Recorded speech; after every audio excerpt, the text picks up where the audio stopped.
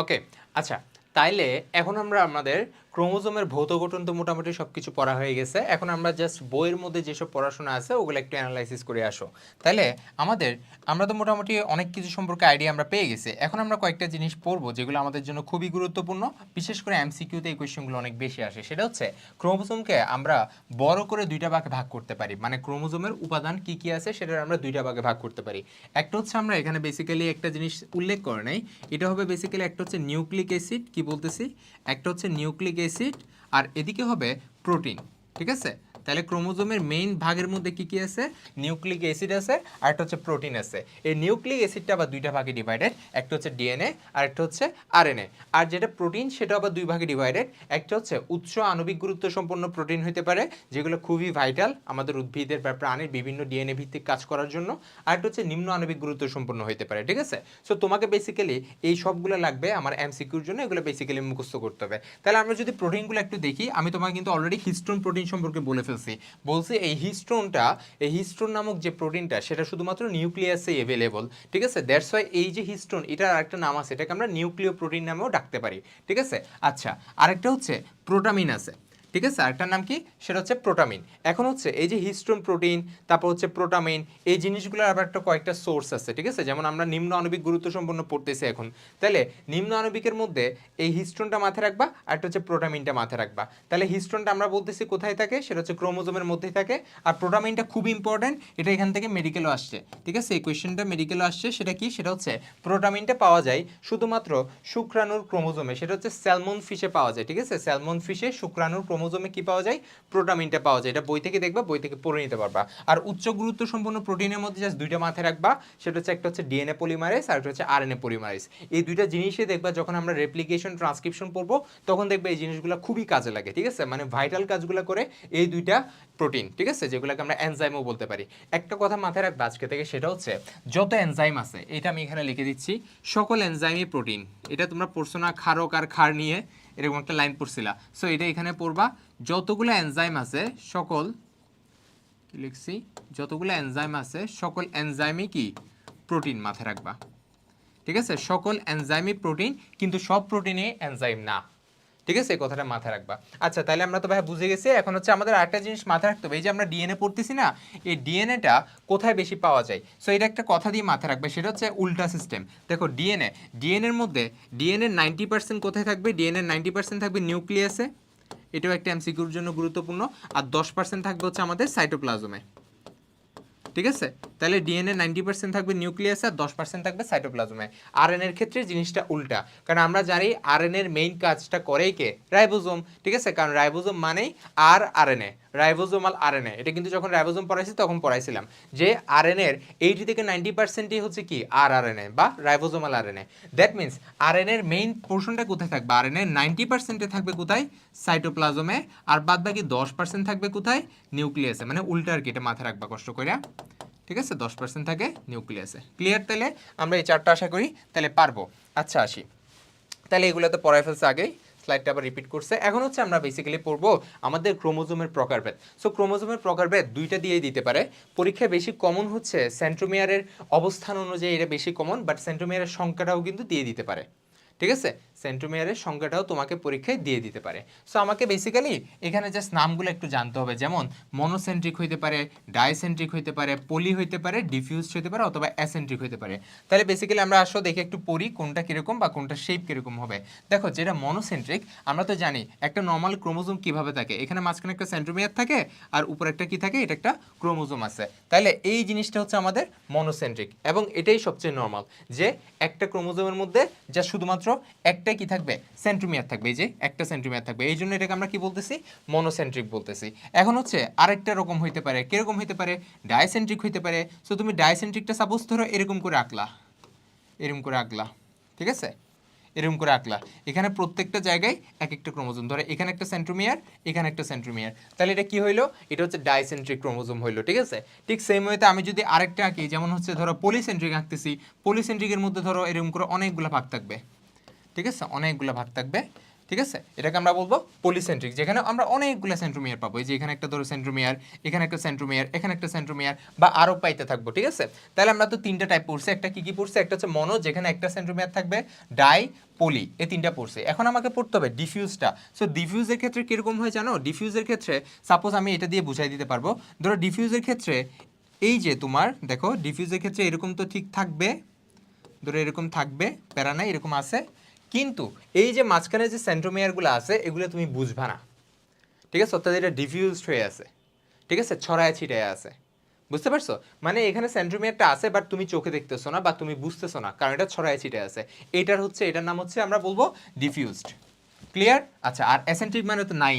যদি এটা তো তুমি বুঝতেছো না, আর যদি একদমই না থাকে, সাপোজ ধরো জিনিসটা দেখতে হচ্ছে কাইন্ড অফ এরকম হয়, এই যে এরকম একটা কাইন্ড অফ রডের মতো হচ্ছে, এটাকে আমরা অ্যাসেন্ট্রিক বলতে পারবো, যেখানে মাঝখানে কোনো সেন্ট্রোমিয়ার নাই। ঠিক আছে, তাহলে তুমি এই যে টাইপগুলো একটু কষ্ট করে পড়বা, এবং একটা জিনিস পড়তে হবে, সেটা হচ্ছে ডাইসেন্ট্রিক আর পলিসেন্ট্রিকের তোমার বইয়ে উদাহরণ আছে। ঠিক আছে, ডাইসেন্ট্রিক আর পলিসেন্ট্রিকের উদাহরণ আছে। যেমন আমরা জানি ডাইসেন্ট্রিক হচ্ছে কি, আমরা কোথায় দেখি, সেটা হচ্ছে আমাদের গমের মধ্যে দেখি।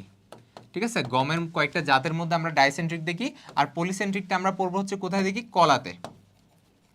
তাহলে এই উদাহরণগুলো আমাদের লাগবে।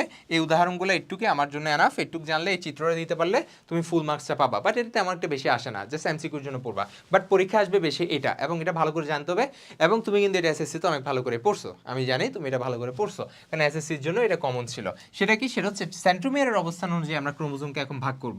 তাহলে আমরা জানি চার প্রকার আছে, একটা হচ্ছে মধ্যকেন্দ্রিক, একটা উপমধ্যকেন্দ্রিক, একটা উপপ্রান্তকেন্দ্রিক, আর একটা প্রান্তকেন্দ্রিক। ঠিক আছে, এগুলো আবার ইংলিশ নাম আছে, মেটা, সাবমেটা, অ্যাক্রোটেলো। তাহলে এই প্রত্যেকটা এই যে শেপগুলা আমরা বেসিক্যালি কোষ বিভাজনের কোন ধাপে দেখি? তোমাদের কি মনে আছে?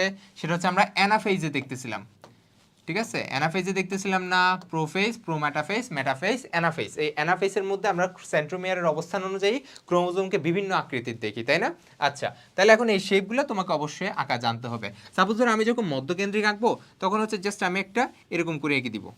ক্লিয়ার? এবং এখানে হচ্ছে একটা মাঝখানে সেন্ট্রোমিয়ার আমি দিয়ে দিব, এই জায়গায় আমি একটা সেন্ট্রোমিয়ার দিয়ে দিচ্ছি। তারপর ধরো আমি হচ্ছে তোমার উপমধ্য আঁকতেছি, দ্যাট মিনস ভাইয়া কি হচ্ছে, মধ্য থেকে হালকা সরে যাচ্ছে, যেটাকে আমরা ইংলিশে বলি সাবমেটা। মানে মধ্য থেকে তার সেন্ট্রোমিয়ারটা মধ্যতে ছিল, তার থেকে হালকা একটু সরে গেছে। তাহলে হালকা একটু সরে গেলে আমরা কাইন্ড অফ শেপটাকে অনেকটা এরকম দিতে পারবো না? সাপোজ এরকম দিলাম, তারপর এরকম দিলাম। ওকে, আচ্ছা, মাঝখানে আমরা সেন্ট্রোমিয়ারটা দিয়ে দিলাম। ঠিক আছে, আচ্ছা, তারপর আঁকবো হচ্ছে আমরা উপপ্রান্ত কেন্দ্রিক। দ্যাট মিনস এটা বোঝার ট্রাই করো, অনেকে উপমধ্য আর উপপ্রান্ত বুঝি না। দেখো, উপমধ্য মানে মধ্য থেকে সে হালকা সরছে, আর উপপ্রান্ত মানে একদম প্রান্ত থেকে সে একটু আগে। তাহলে বুঝতে পারছো? তাহলে উপমধ্য মানে ধরো মধ্য এখানে ছিল, সেখান থেকে একটু সরে গেছে। আর উপপ্রান্ত মানে একদম এখান থেকে হালকা একটু এদিকে আসছে। দ্যাট মিনস এটা হচ্ছে অনেকটা, যদি আমরা আঁকি তাহলে এরকম হবে, মানে এই যে বাহুটাকে তোমরা আরেকটু বাড়ায় দিবা, এই বাহুটাকে তোমরা আরেকটু বাড়ায় দিবা। ঠিক আছে, বাহুটাকে বাড়ায় এটাকে হালকা একটু করে দিবা। ক্লিয়ার? তাহলে মাঝখানে একটা সেন্ট্রোমিয়ার তুমি দিয়ে দিবা। তারপর আমরা আঁকবো হচ্ছে একদম প্রান্তকেন্দ্রিকটা। প্রান্তকেন্দ্রিকের ক্ষেত্রে আমরা ডিরেক্ট এঁকে ফেলতে পারবো, সরাসরি একটা এরকম করে বাহু দিব। ঠিক আছে, প্রান্তকেন্দ্রিক সরাসরি বাহু দিয়ে দিব, শেষ। তাহলে বুঝতে পারছো? তাহলে আমরা চারটা অবস্থান অনুযায়ী আমরা কিন্তু কি এঁকে ফেলছি, আমাদের ক্রোমোজোমটাকে এঁকে ফেলছি। এখন এই জিনিসটাকে আমরা একটু ব্যাখ্যা দিই তো দেখতে কিরকম লাগে। দেখো, ফার্স্টে আসে আমরা মেটাসেন্ট্রিক। এক্ষেত্রে সেন্ট্রোমিয়ারটা ঠিক মাঝখানে থাকবে, দুই দিকে ক্রোমোজোমের দুইটা বাহু আছে। ক্লিয়ার? আচ্ছা, এখন এই যে মধ্যকেন্দ্রিক, এই মধ্যকেন্দ্রিকটা কোথায় পাওয়া যায় সেটা তোমাকে জানা লাগবে। এবং এটাকে আমরা যখন কোষ বিভাজনের অ্যানাফেজ ধাপে, তো এগুলো আমরা এই শেপগুলো দেখি, তাই না? তখন এটাকে আমরা দেখতে কিসের মতো লাগতেছে, আমার ভি এর মতো লাগতেছে। ঠিক আছে, ইংরেজি ভি অক্ষরের মতো লাগবে। এবং এটা আমরা কিসের মধ্যে পাবো, সেটা হচ্ছে পড়বা সোলেনাম নিগ্রামের মধ্যে। কোথায় পাবো? সোলেনাম নিগ্রামের মধ্যে। এটা তোমরা একটু গুগলে সার্চ দিয়ে জিনিসটা একটু চেক করে দেখবা, দেখবা কাইন্ড অফ হচ্ছে তোমার নেভি ব্লু কালারের বীজ বীজ এক টাইপের একটা উদ্ভিদ আর কি, সেটাকে আমরা বলবো সোলেনাম নিগ্রাম। আচ্ছা, তারপর এই যে এটাকে আমরা বলতেছি উপমধ্যকেন্দ্রিক। সো উপমধ্যকেন্দ্রিকের ক্ষেত্রে আমরা শেপটা কি দেখি, এল শেপ দেখি। ঠিক আছে, ইংরেজি এল শেপের দেখি। এবং এই যে উপমধ্যকেন্দ্রিক বা সাবমেটাসেন্ট্রিক, এই সাবমেটাসেন্ট্রিকের মানে মানুষের ক্ষেত্রে সাবমেটাসেন্ট্রিকের বেশিরভাগ ক্রোমোজোমে মানুষের কি সাবমেটাসেন্ট্রিক, এটা মাথায় রাখবা। কি বলছি? মানুষের ক্ষেত্রে বেশিরভাগ ক্রোমোজোমেই সাবমেটাসেন্ট্রিক, এটা মাথায় রাখবা। ঠিক আছে, আচ্ছা, তারপর আসি আমাদের অ্যাক্রোসেন্ট্রিক বা যেটাকে আমরা বলতেছি উপপ্রান্ত কেন্দ্রিক। সো এই উপপ্রান্ত কেন্দ্রিকটা মাথায় রাখবা কিসের মতো লাগতেছে, দেখো তো এটা ইংরেজি জ্যায়ের মতো লাগতেছে, তাই না? তাই এটা আমাকে বলবো ইংরেজি কিসের মতো লাগতেছে, জ্যায় শেপের লাগতেছে। এবং এটা আমরা কোথায় দেখি? এটা আমরা দেখি ঘ্যাটকচুতে। কষ্ট করে এগুলো মাথায় রাখবে, এগুলো হচ্ছে এমসিকিউর জন্য লাগবে। এবং লাস্টে যে শেপটা দেখতেছি এটা আমরা দেখতেছি অনেকটা কিসের মতো, আয়ের মতো, তাই না? এই যে জাস্ট একটা টার্ম, দ্যাট মিনস এটা একটা আয়ের মতো লাগতেছে। এই আয় বা যেটাকে আমরা বলি টেলোসেন্ট্রিক, মাথায় রাখবা মানুষের ক্ষেত্রে টেলোসেন্ট্রিক পাওয়া যায় না। তাহলে মানুষের ক্ষেত্রে, মানুষের মধ্যে টেলোসেন্ট্রিক নেই, টেলোসেন্ট্রিক নেই। তাহলে ভাই ক্লিয়ার হইছো? যেটুক পড়াইছি ওটুকুই পড়বা, এর চেয়ে বেশি কিছু আসলে পড়তে হবে না। তুমি যদি একটুক লেখে জাস্ট নিজের মতো ব্যাখ্যা দিয়ে যদি তুমি চিত্রগুলো এঁকে দিতে পারো তাহলে 3 পেয়ে যাবা কিন্তু, ঠিক আছে? আচ্ছা, তাহলে ভাই আমরা অনেক কিছু পড়ে ফেলছি। এবার আমরা পড়বো ক্রোমোজোমের আরেকটা প্রকারভেদ পড়বো, যেটা বেসিক্যালি তার মধ্যে কি জিন আছে সেটার অনুযায়ী তাকে আমরা ভাগ করছি। তাহলে কেন বলতেছি এটা আমি একটু বুঝাই, দেখো। তাহলে এর ভিত্তিতে আমরা দুইটা ভাগে ভাগ করতে পারি, একটা হচ্ছে অটোসোম আর একটা হচ্ছে সেক্স ক্রোমোজোম। তাহলে ভাইয়া কোনটা কি মাথায় রাখবা। অটোসোম মানে কি? অটোসোম মানে আমাদের যে ক্রোমোজোমের মধ্যে, অর্থাৎ ক্রোমোজোমের যে অংশের মধ্যে দেহ গঠনকারী অথবা দেহের বৈশিষ্ট্য নিয়ন্ত্রণকারী জিন পাওয়া যায়, ওই পার্টগুলোকে, ওই জিনিসগুলোকে আমরা বলবো অটোসোম, ঠিক আছে? ওই সংখ্যক ক্রোমোজোমগুলোকে বলবো আমরা অটোসোম। তার মানে কি বলছি? দেহ গঠন বা দেহের বৈশিষ্ট্য নিয়ন্ত্রণকারী জিন পাওয়া যায়। তার মানে অটোসোমের মধ্যে কি থাকবে? অটোসোমের মধ্যে দেহের বৈশিষ্ট্য নিয়ন্ত্রণকারী জিন থাকবে। এটা দেখে কিন্তু তুমি বুঝতে পারবা যে এটা একটা অটোসোম। ক্লিয়ার? দেহের বৈশিষ্ট্য নিয়ন্ত্রণকারী জিনগুলা পাওয়া যাবে বা জেনেটিক কোডগুলা পাওয়া যাবে, তাকে আমরা অটোসোম বলবো। এবং মানুষের ক্ষেত্রে আমরা জানি অটোসোমটা কয়টা, সেটা হচ্ছে 22 জোড়া, তাই না? মানুষের ক্ষেত্রে কয় জোড়া? 22 জোড়া। আচ্ছা, এবার আসি সেক্স ক্রোমোজোম। সেক্স ক্রোমোজোমটা কি ছিল? খুব সিম্পল, সেটা হচ্ছে যে ক্রোমোজোমের মধ্যে লিঙ্গ নির্ধারণকারী জিন থাকে তাকে আমরা কি বলবো? সেক্স ক্রোমোজোম বলবো। লিঙ্গ নির্ধারণকারী মানে তোমাদের মনে আছে না, এক্স অথবা ওয়াই। তার মানে এখানে কয়টা যদি আমরা চিন্তা করি, এক জোড়া, তাই না? কয় জোড়া? এক জোড়া বা দুইটা। ক্লিয়ার? তাহলে 22 জোড়া আর এক জোড়া মিলে 23 জোড়া, 23 দুগুণ 46টা, সেটা হচ্ছে আমাদের মানুষের ক্রোমোজোম। তাহলে এটা দিয়ে আমরা কেন বলতেছি লিঙ্গ নির্ধারণকারী? সেটা হচ্ছে ধরো এই যে তোমার পুরুষ এবং মহিলা হবে কিনা একটা মানুষ, সেটা হচ্ছে পুরুষ বা ছেলে বা মেয়ে হবে কিনা সেটা ডিফাইন করে কিন্তু এই দুইটা। আমরা কিন্তু এটা জানি। যেমন যদি এক্স এক্স হয়, যদি এক্স এক্স হয় তাহলে কি হচ্ছিল? তাহলে মেয়ে হচ্ছিল। আর যদি এক্স এর সাথে ওয়াই মিলন ঘটে তাহলে কি হচ্ছিল? ছেলে হচ্ছিল। দ্যাটস ওয়াই এটাকে আমরা কি বলতেছিলাম? সেক্স ক্রোমোজোম বলতেছিলাম বা জেন্ডার ডিফাইনকারী ক্রোমোজোম বলতেছি, যেটা লিঙ্গ নির্ধারণ করতেছিল। ক্লিয়ার ভাইয়া? আচ্ছা, তাহলে দেখো ভাইয়া তোমাকে আমি ট্রিক্স দিয়ে পড়াইছি, দেখি তোমার মনে আছে কিনা। এই যে ধানের ক্রোমোজোম সংখ্যা কত, এটা দিনাজপুর বোর্ডের কোয়েশ্চেন। দেখো এই যে 24 হচ্ছে কি ছিল? ধানের ক্রোমোজোম সংখ্যা ছিল। আরেকটা ক্রোমোজোম সংখ্যা 24 ছিল, কত বলো তো? টমেটো ছিল, তাই না? আচ্ছা, এই 24টাকে আবার আমরা উল্টাই দিছিলাম, কত হচ্ছিল? 42 হচ্ছিল। 42 আবার কাজ ছিল গমের ছিল। মানে যেভাবে তোমাকে ট্রিক্স শেখাই দিছি, কষ্ট করে তুমি একটু ওভাবে পড়ো, একদম একদম ইজি লাগবে, ঠিক আছে? কোনো প্যারা নেই এগুলাতে। আচ্ছা, তারপর বলছে ক্রোমোজোমের যে স্থানে নিউক্লিওলাস লাগানো থাকে ওই স্থানটাকে আমরা কি বলি? জানি আমরা সবাই সেট বলি, তাই না? আচ্ছা, এবং এই এরিয়াটার একটা নাম আছে, কি বলি? নিউক্লিওলাস পুনর্গঠন অঞ্চল। এবং এই জায়গাটা একটা কুঞ্জন ফর্ম করে, কি কুঞ্জনের নাম কি বলতো? গৌণ কুঞ্জন বা সেকেন্ডারি কনস্ট্রিকশন। ক্লিয়ার? সবকিছু আমরা ধরে ধরে সামনের দিকে আগাবো, কারণ এখানে কোনো বেসিকে ঘাটতি থাকা উচিত না। ক্লিয়ার? ওকে, এখন আমরা পড়বো হেরিডিটি বা বংশগতি জিনিসটা মানে কি। এটা আমরা আসলে সবাই জানি, এটা আমরা এসএসসিতে খুব ভালো করে পড়ে আসি। বংশগতি বা বংশগতির ম্যাটেরিয়ালস এগুলো কি বোঝায়, তাই না? আচ্ছা, সো তোমাকে আমি যেহেতু এটা আনছি, দ্যাটস আমি বুঝাবো, সেটা হচ্ছে সংজ্ঞা দিয়ে জিনিসটা বুঝাবো। আগে আমার ডেফিনেশন পড়তে হবে। আমি যেগুলো একটু ডেফিনেশন লিখে দিব, কষ্ট করে ওই ডেফিনেশনগুলো পুরোপুরি মুখস্থ করার ট্রাই করবা, কারণ এগুলো হুবহু লেখা লাগবে। তাহলে হেরিডিটি মানে কি সেটা আমরা জানি, মাতা পিতা থেকে তার সন্তান সন্ততিতে যে বংশগতি বা তার বৈশিষ্ট্য আসার যে প্রক্রিয়া, তাকে আমরা বলতেছি বংশগতি, ঠিক আছে? আচ্ছা, সেগুলো হচ্ছে যেসব মাধ্যমে, অর্থাৎ যেসব বস্তুর মাধ্যমে এই জিনিসগুলো বাহিত হয় তাদেরকে আমরা বলবো জেনেটিক ম্যাটেরিয়াল বা বংশগতীয় বস্তু। তাহলে তুমি চিন্তা করে বলো তো জেনেটিক ম্যাটেরিয়াল কি? ডিএনএ। খুব সিম্পল, কারণ ডিএনএ তো কি করতেছে? আমাদের বংশগতীয় বস্তুগুলা পিতামাতা থেকে সন্তান সন্ততিতে পরিবহন করতেছে, তাই না? আচ্ছা, এখানে একটা খুব সুন্দর চার্ট আছে, এটা দিয়ে আমরা আসলে ওভারঅল পড়া সব বুঝে যাব। এটা আমি তোমাকে আগেও বলছি, সেটা হচ্ছে ধরো আমার দেহ ট্রিলিয়ন সংখ্যক কোষ নিয়ে গঠিত, এবং প্রত্যেকটা কোষের মধ্যে কি আছে আমরা জানি? ক্রোমাটিন জালিকা আছে। ক্রোমাটিন জালিকাগুলা একটা নির্দিষ্ট সময়, কোন সময়? কোষ বিভাজনের সময়, সেগুলোকে আমরা বেসিক্যালি ক্রোমোজোমের শেপে দেখি। এবং আমরা জানি এই ক্রোমোজোমের মধ্যে কি আছে? অনেকগুলা ক্রোমাটিন বাহু আছে। মনে আছে না আমি ক্রোমোজোমটাকে কিভাবে আঁকছিলাম? সাপোজ এটা একটা ক্রোমোজোম, আমি ক্রোমোজোমটাকে এরম করে করে রাখছিলাম। এই যে ভিতরে যে আমি কুণ্ডলিত জিনিসগুলো দিচ্ছি এগুলো কি বলতো, এগুলো হচ্ছে ক্রোমাটিন জালিকা। এই ক্রোমাটিনের মধ্যে কি ছিল বলতো, ইউক্রোমাটিন এবং হেটেরোক্রোমাটিন ছিল।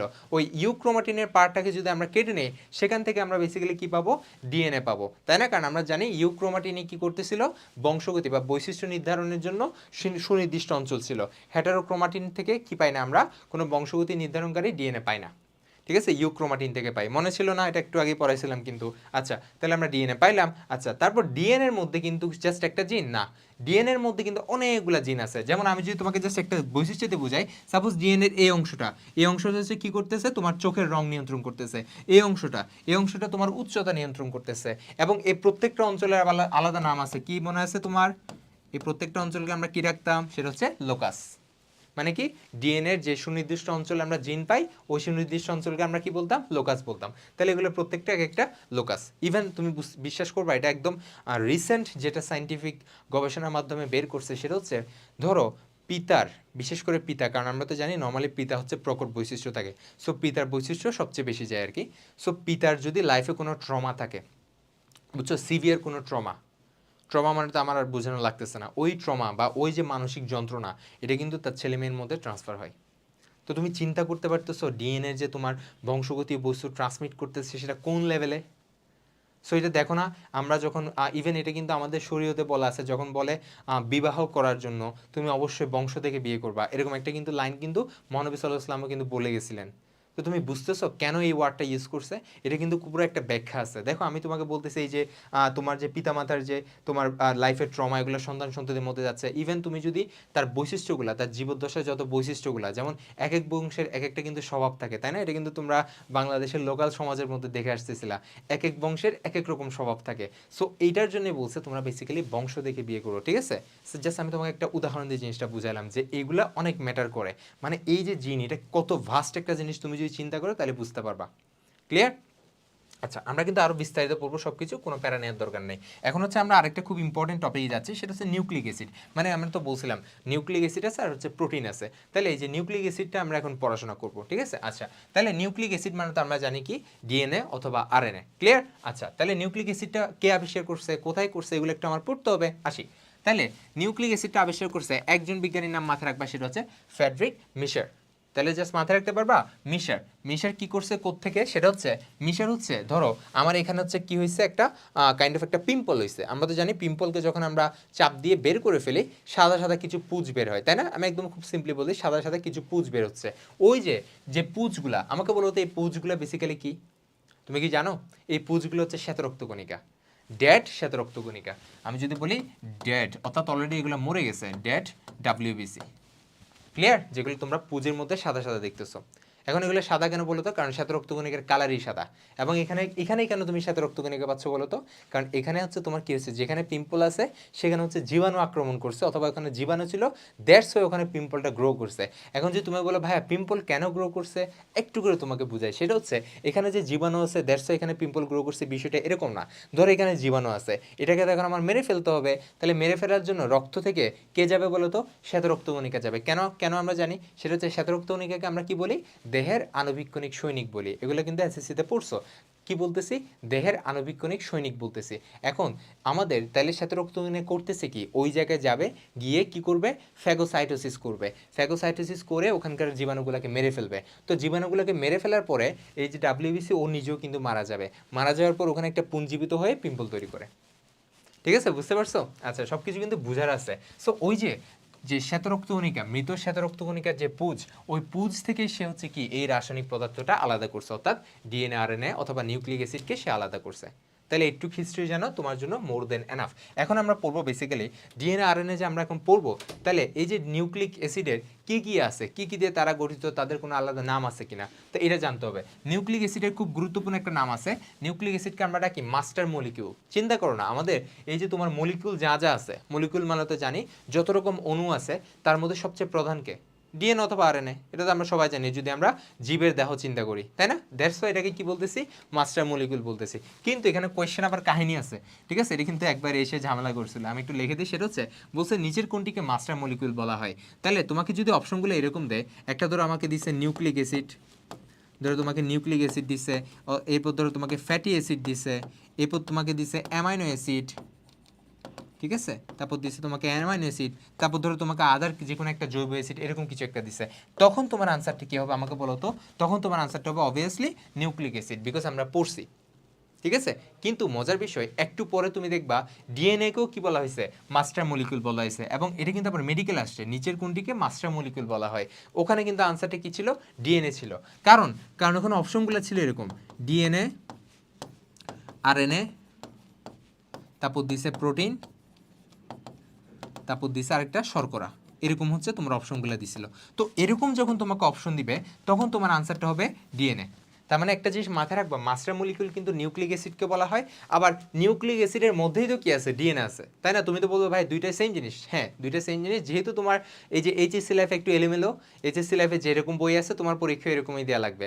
তো তাইলে তোমার যদি অপশনের মধ্যে এই টাইপের অপশন থাকে তাহলে নিউক্লিক অ্যাসিড হবে, কিন্তু যদি অপশনের মধ্যে ডিএনএ থাকে আনসার কিন্তু ডিএনএ হবে, ঠিক আছে। কারণ ডিএনএ তো আরও স্পেসিফিক, নিউক্লিক অ্যাসিডের মধ্যে ওটার ভিতরেই তো ডিএনএ আছে, তাই না? তো ডিএনএ আরও স্পেসিফিক, আনসার ডিএনএ আরও বেশি কারেক্ট। ক্লিয়ার? আচ্ছা, তাহলে এবার আসি আমরা এগুলো একটু ব্যাখ্যা দিই, এগুলো একটু পড়াশোনা করে আসো।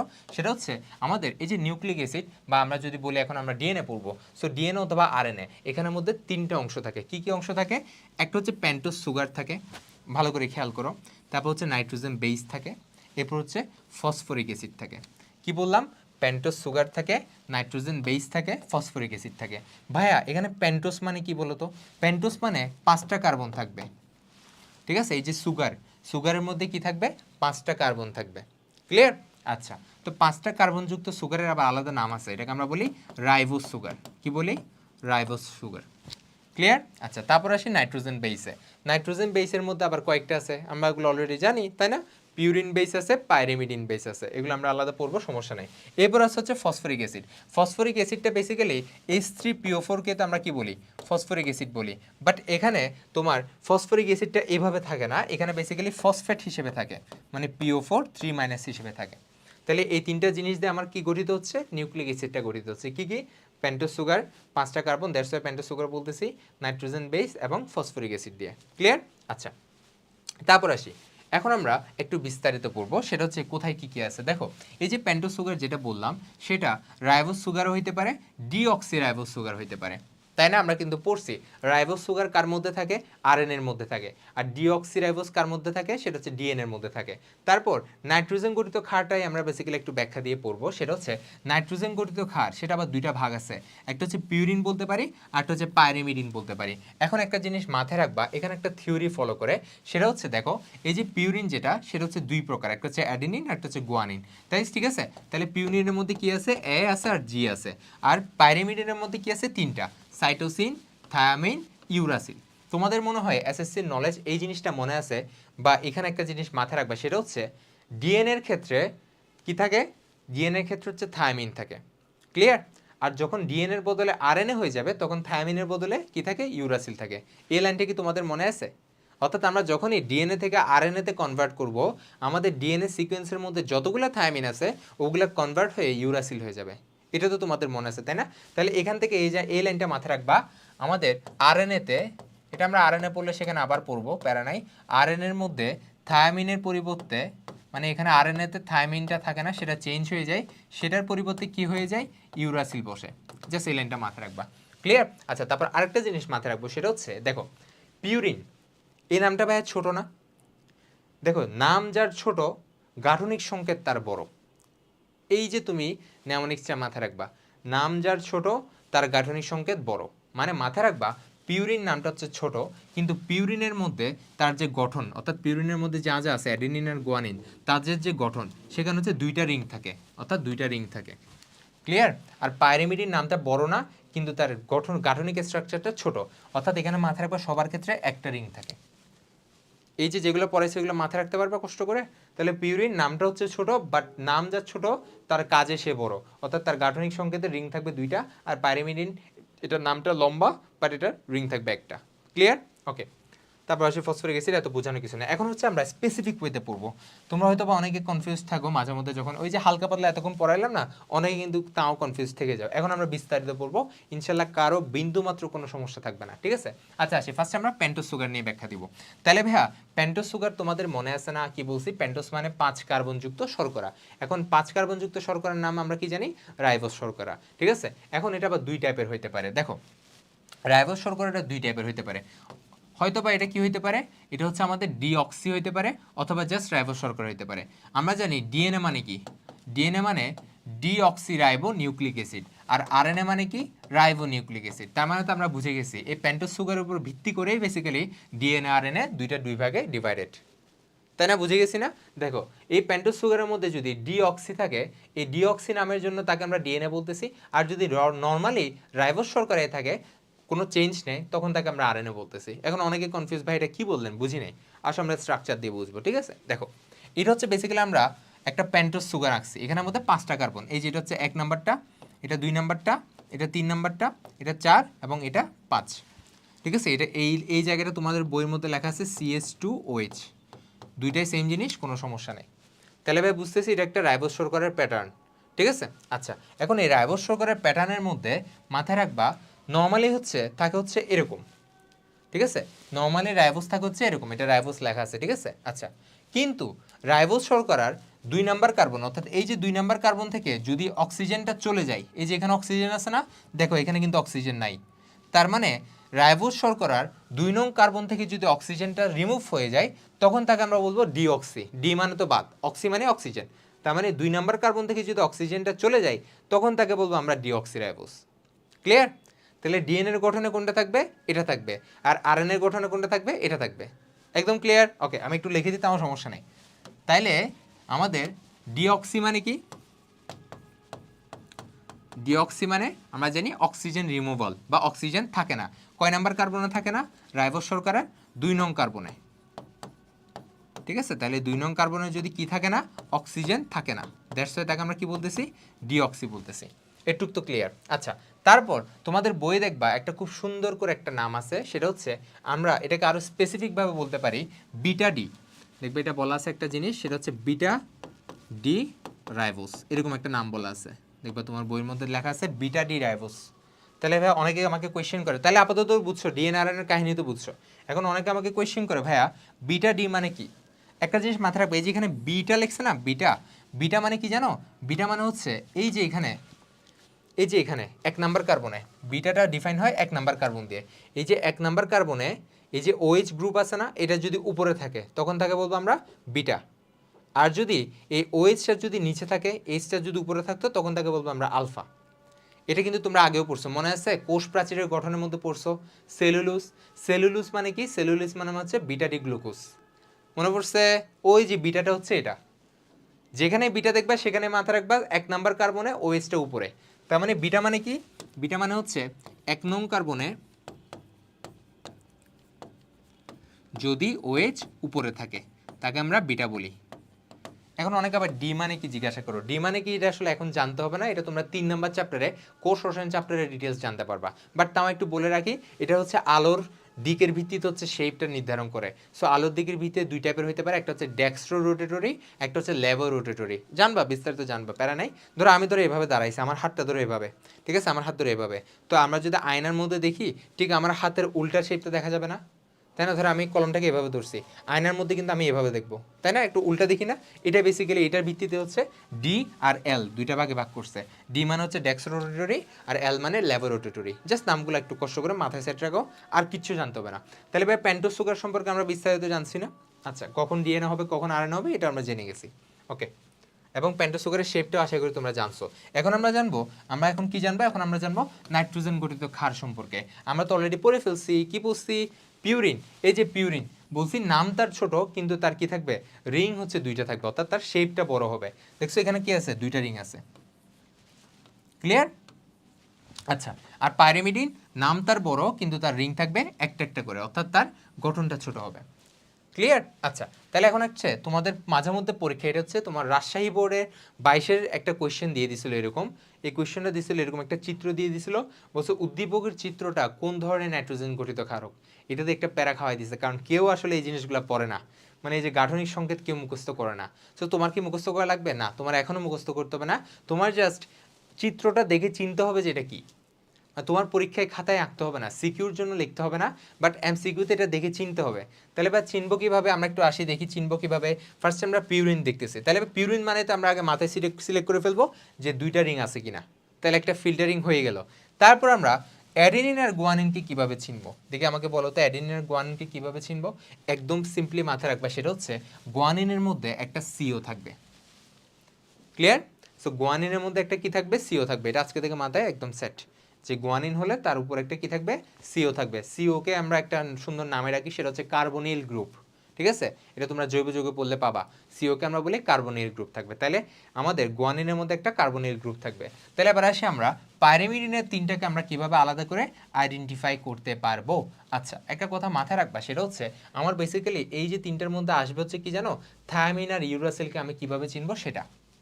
কারণ আমরা জানি ডিএনএর ক্ষেত্রে থায়ামিন থাকে, আরএনএর ক্ষেত্রে থায়ামিনের পরিবর্তে ইউরাসিল থাকে। সো এই দুইটাই বেসিক্যালি তোমাকে পরীক্ষায় এমসিকিউতে আসবে। তো এই দুইটাকে আমরা আলাদা কিভাবে ডিফারেন্সিয়েট করবো দেখি বলো তো, মাথায় রাখবা এই CH3 দিয়ে। ক্লিয়ার? এই CH3টা আমাদের থায়ামিনের ক্ষেত্রে থাকবে, বাট ইউরাসিলের ক্ষেত্রে এই জিনিসটা থাকবে না। ঠিক আছে? আচ্ছা, এখন অনেকে আবার আমাকে জিজ্ঞাসা করো বা অনেকে আছে জানতে চায়, ভাইয়া এই যে সুন্দর সুন্দর নামগুলো দিছে, এই নামগুলো বেসিক্যালি কোত্থেকে দিছে আমি তো বুঝতেছি না। তো এই নামের কিন্তু ইতিহাস আছে। ঠিক আছে, এই যে দেখো সাইটিডিন আর থায়ামিন দুইটাই কিন্তু এক জায়গা থেকে আসছে। সাইটি নামটা আসছে সাইটো থেকে। আমরা জানি সাইটো মানে কি? সাইটোলজি। সাইটোলজি মানে তোমাদের মনে আছে না কি পড়াইছিলাম? কোষবিদ্যা। তার মানে সাইটো মানে হচ্ছে কি? কোষ। ঠিক আছে, আর থায়ামিনটা আসছে হচ্ছে থাইমাস থেকে। ক্লিয়ার? তাহলে দুইটা নামের ইতিহাস আমি জেনে গেছি। ওকে, আচ্ছা, তারপর হচ্ছে আসে এখানে অ্যাডেনিন। এই অ্যাডেনিনটা আসছে সেম, অ্যাডেনিনটা আসছে অ্যাডিনো গ্ল্যান্ড থেকে। অ্যাডিনো মানে অ্যাডিনোর ইংলিশ নাম হচ্ছে গ্ল্যান্ড। ক্লিয়ার? অ্যাডিনো হচ্ছে একটা ল্যাটিন নাম, আর এটার ইংলিশ নামটা হচ্ছে গ্ল্যান্ড। তার মানে কোনটা নাম কোত্থেকে আসছে আমরা বুঝে গেছি না? আর গুয়ানিনটা একটু ডিফারেন্ট। এই গুয়ানিনটা আসছে একটা সি বার্ডের পলন্ত মল থেকে। মানে সি বার্ড তো আমরা সবাই চিনি, সাদা সাদা দেখো না, সেন্ট মার্টিনে যাওয়ার সময় উড়ে যায়। সো ওদের যে পরন্ত মল, ওখান থেকে হচ্ছে গুয়ানিনটাকে ফার্স্ট আমরা কালেক্ট করছি। দ্যাটস ওই অনুযায়ী এটার নাম আমরা কি দিছি? গুয়ানো থেকে গুয়ানিন নামটা দিছি। ক্লিয়ার? তাহলে নামের ইতিহাস আমরা জেনে গেছি, এগুলো আসলে লাগে না বাট তাও জানাইছি। তাহলে আমরা নাইট্রোজেন গঠিত ক্ষার সম্পর্কে পুরোপুরি জানছি, একদম ক্লিয়ার। ওকে, আচ্ছা, আমি একদম স্লোলি পড়াচ্ছি কারণ এখন তো তোমার পুরোপুরি জানতে হবে। আচ্ছা, তারপর ফসফরিক অ্যাসিড তো আমরা পুরোপুরি জানি কি জিনিসটা। আচ্ছা, এখন আমরা পড়বো দুইটা জিনিস, একটা পড়বো নিউক্লিওসাইড, একটা পড়বো নিউক্লিওটাইড। এগুলো হচ্ছে আমাদের খতে খুবই কমন কোয়েশ্চেন। নিউক্লিওসাইড বলতে কি বুঝো, নিউক্লিওটাইড বলতে কি বুঝো। তাহলে এখন আমরা তিনটা যে উপাদান পড়ছি না নিউক্লিক অ্যাসিডের, কি কি আছে? পেন্টোজ শর্করা, তারপর ফসফরিক অ্যাসিড, তারপর নাইট্রোজেন গঠিত ক্ষারক। তাহলে নিউক্লিওসাইড মানে কি? নিউক্লিওসাইড হচ্ছে পেন্টোজ সুগারের সাথে যখন নাইট্রোজেন গঠিত ক্ষারক লাগবে তাকে আমরা কি বলবো? নিউক্লিওসাইড বলবো। তাহলে আমি খুব সিম্পলি লিখলে, তাহলে সুগারকে আমরা এস দিয়ে প্রকাশ করি, আর নাইট্রোজেন যুক্ত ক্ষারকে আমরা এন দিয়ে প্রকাশ করি।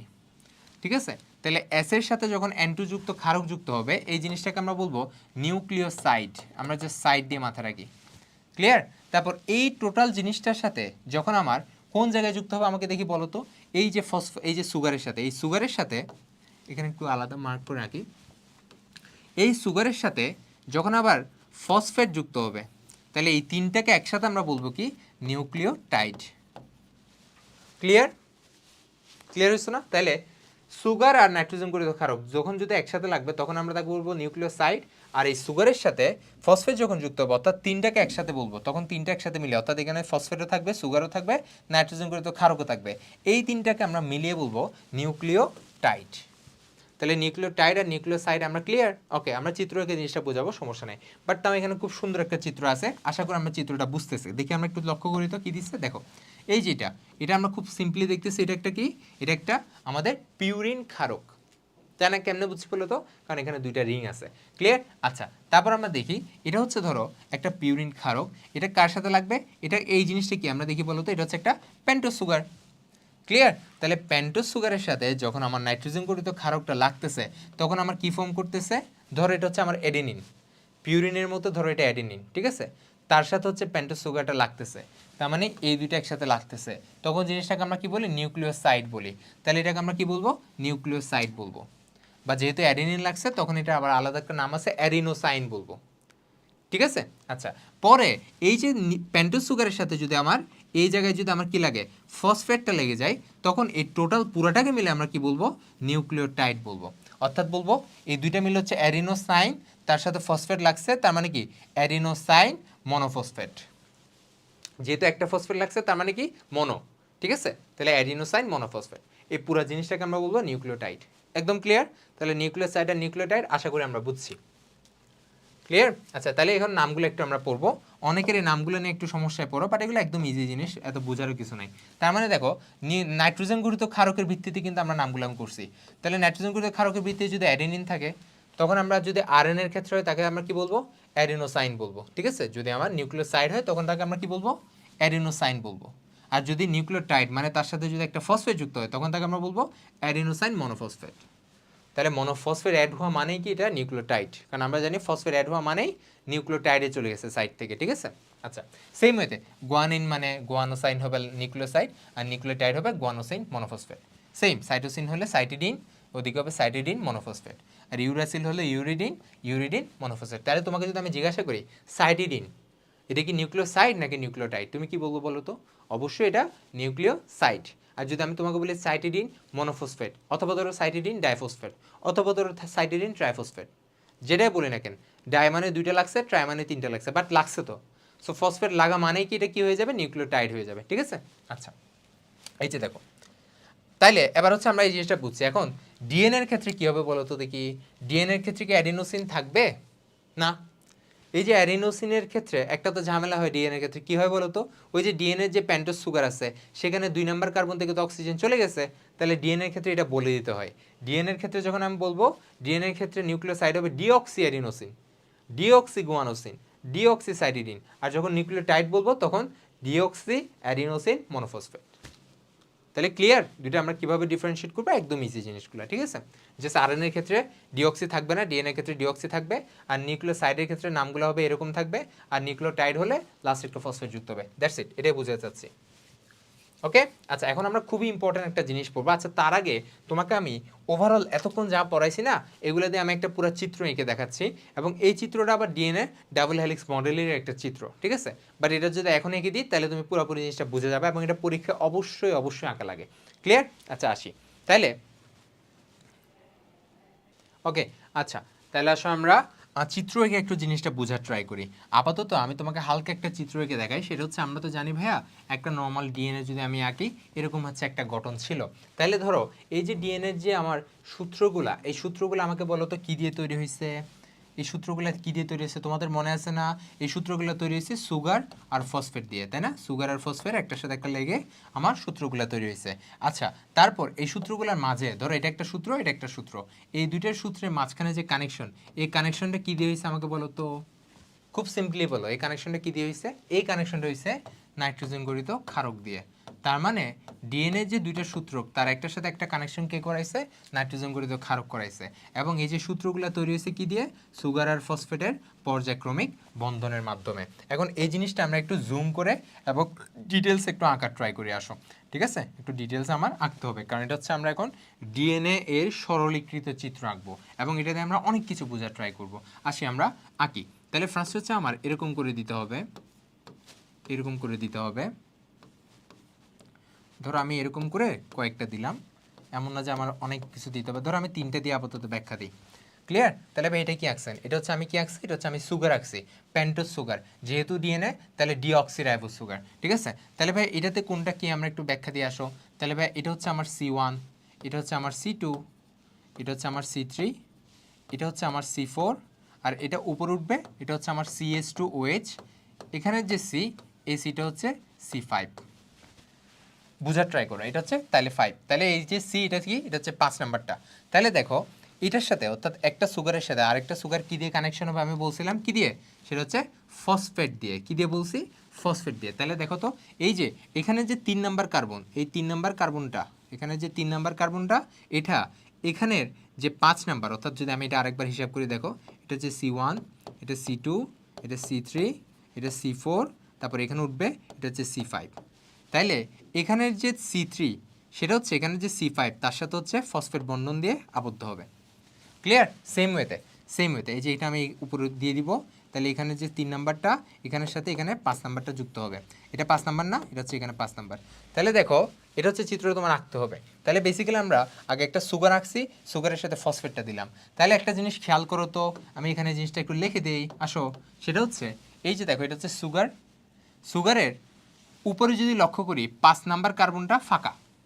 আর এখানে যদি লক্ষ্য করি তুমি একটু এই চিত্রটা আবার আঁকো তো, 1 2 3 4 আর এখানে এটা হচ্ছে 5। তার মানে এই জায়গায় 3 নাম্বারটা ফাঁকা। ঠিক আছে? তাহলে মাথায় রাখবা এই জায়গাটাকে আমরা বলবো 5 প্রাইম আর এটাকে বলবো আমরা 3 প্রাইম। ক্লিয়ার? তাহলে এটা আমরা বেসিক্যালি কি আঁকছি, 5 প্রাইম থেকে 3 প্রাইম, যার মধ্যে একটা সুগার আছে একটা ফসফেট আছে। সুগারের সাথে ফসফেট কি দিয়ে কানেকশন হয়েছে দেখো, উপরেরটার ক্ষেত্রে C3 এর সাথে C5 কানেকশন হয়েছে, C3 এর সাথে C5 কানেকশন হয়েছে। ক্লিয়ার? এটা হচ্ছে একটা ফসফেট দিয়ে কানেকশন হয়েছে। এই যে বন্ধন, এটার একটা নাম আছে, এই বন্ধনটাকে আমরা বলবো ফসফোডাইএস্টার বন্ড। Phosphodiester bond. তাহলে একটু ক্লিয়ার? তাহলে বেসিক্যালি আমি এটা দিয়ে কি আঁকছি বলো তো, এটা হচ্ছে এই সূত্রটা, মানে আমি বেসিক্যালি এখন সূত্র আঁকছি। ঠিক আছে? তাহলে এদিকে আমি আরেকটা সূত্র আঁকে, আসো সেম ওয়েতে আঁকবো। এখন এখানে একটা মেইন কাহিনী আছে, দেখো এদিকে সূত্রটা আমি কীভাবে আঁকতেছি, এদিকে সূত্রটা আমি আঁকবো এভাবে, অর্থাৎ এক্ষেত্রে আমি রিংগুলারে উল্টাই দিছি। এখন আমাকে এখানে কোয়েশ্চেন করতে পারো, ভাইয়া কেন আপনি রিংগুলারে উল্টাই দিয়েছেন, তাই না? আপনি ভাই কেন রিংগুলারে উল্টাই দিচ্ছেন? আগে তো এভাবে উপরে দিচ্ছেন, এখন নিচ নিচ কেন দিচ্ছেন? হ্যাঁ, এটার ব্যাখ্যা আমি দিচ্ছি, কোনো প্যারা নেই। ঠিক আছে, এটার ব্যাখ্যা আমি দিচ্ছি, কোনো সমস্যা নাই, ব্যাখ্যা আমি দিচ্ছি। ওকে, তাহলে দেখো জাস্ট বুঝলে হবে, এগুলো কিন্তু চিত্রটা কিন্তু পরীক্ষায় আঁকতে হবে এবং বুঝতে হবে। তাহলে এটার ক্ষেত্রে আমরা একটু হিসাবে আসি তো, দেখো এটার ক্ষেত্রে এটাকে আমরা বলবো C1, এটা C2, এটা C3, এটা C4, এবং আমরা এই যে তোমার C4 থেকে বেশি বের হবে কি, C4 থেকে বের হবে CH2OH, দ্যাট মিনস এটা হচ্ছে C5। ক্লিয়ার? তাহলে এটা কি, এটা হচ্ছে C5।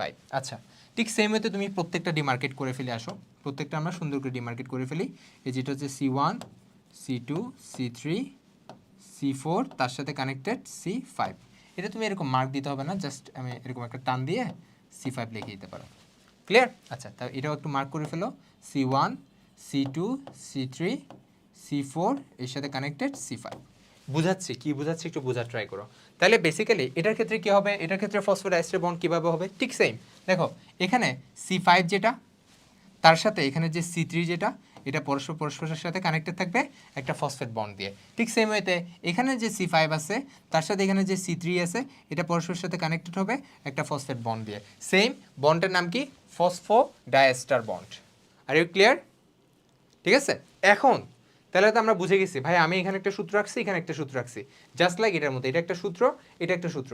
এখন আমাকে তোমরা কোয়েশ্চেন করো, ভাই আপনি এটা দিছেন উপরে, এটার ক্ষেত্রে কেন নিচে দিছেন? ঠিক আছে, দেখো এটার ক্ষেত্রে আমার যদি হাত খালি কোনটা চিন্তা করি, দেখো এখানে হচ্ছে এই হাতটা খালি, তার মানে এটাকে আমরা বলবো 3 প্রাইম, এই যে C3 যেহেতু 3 প্রাইম।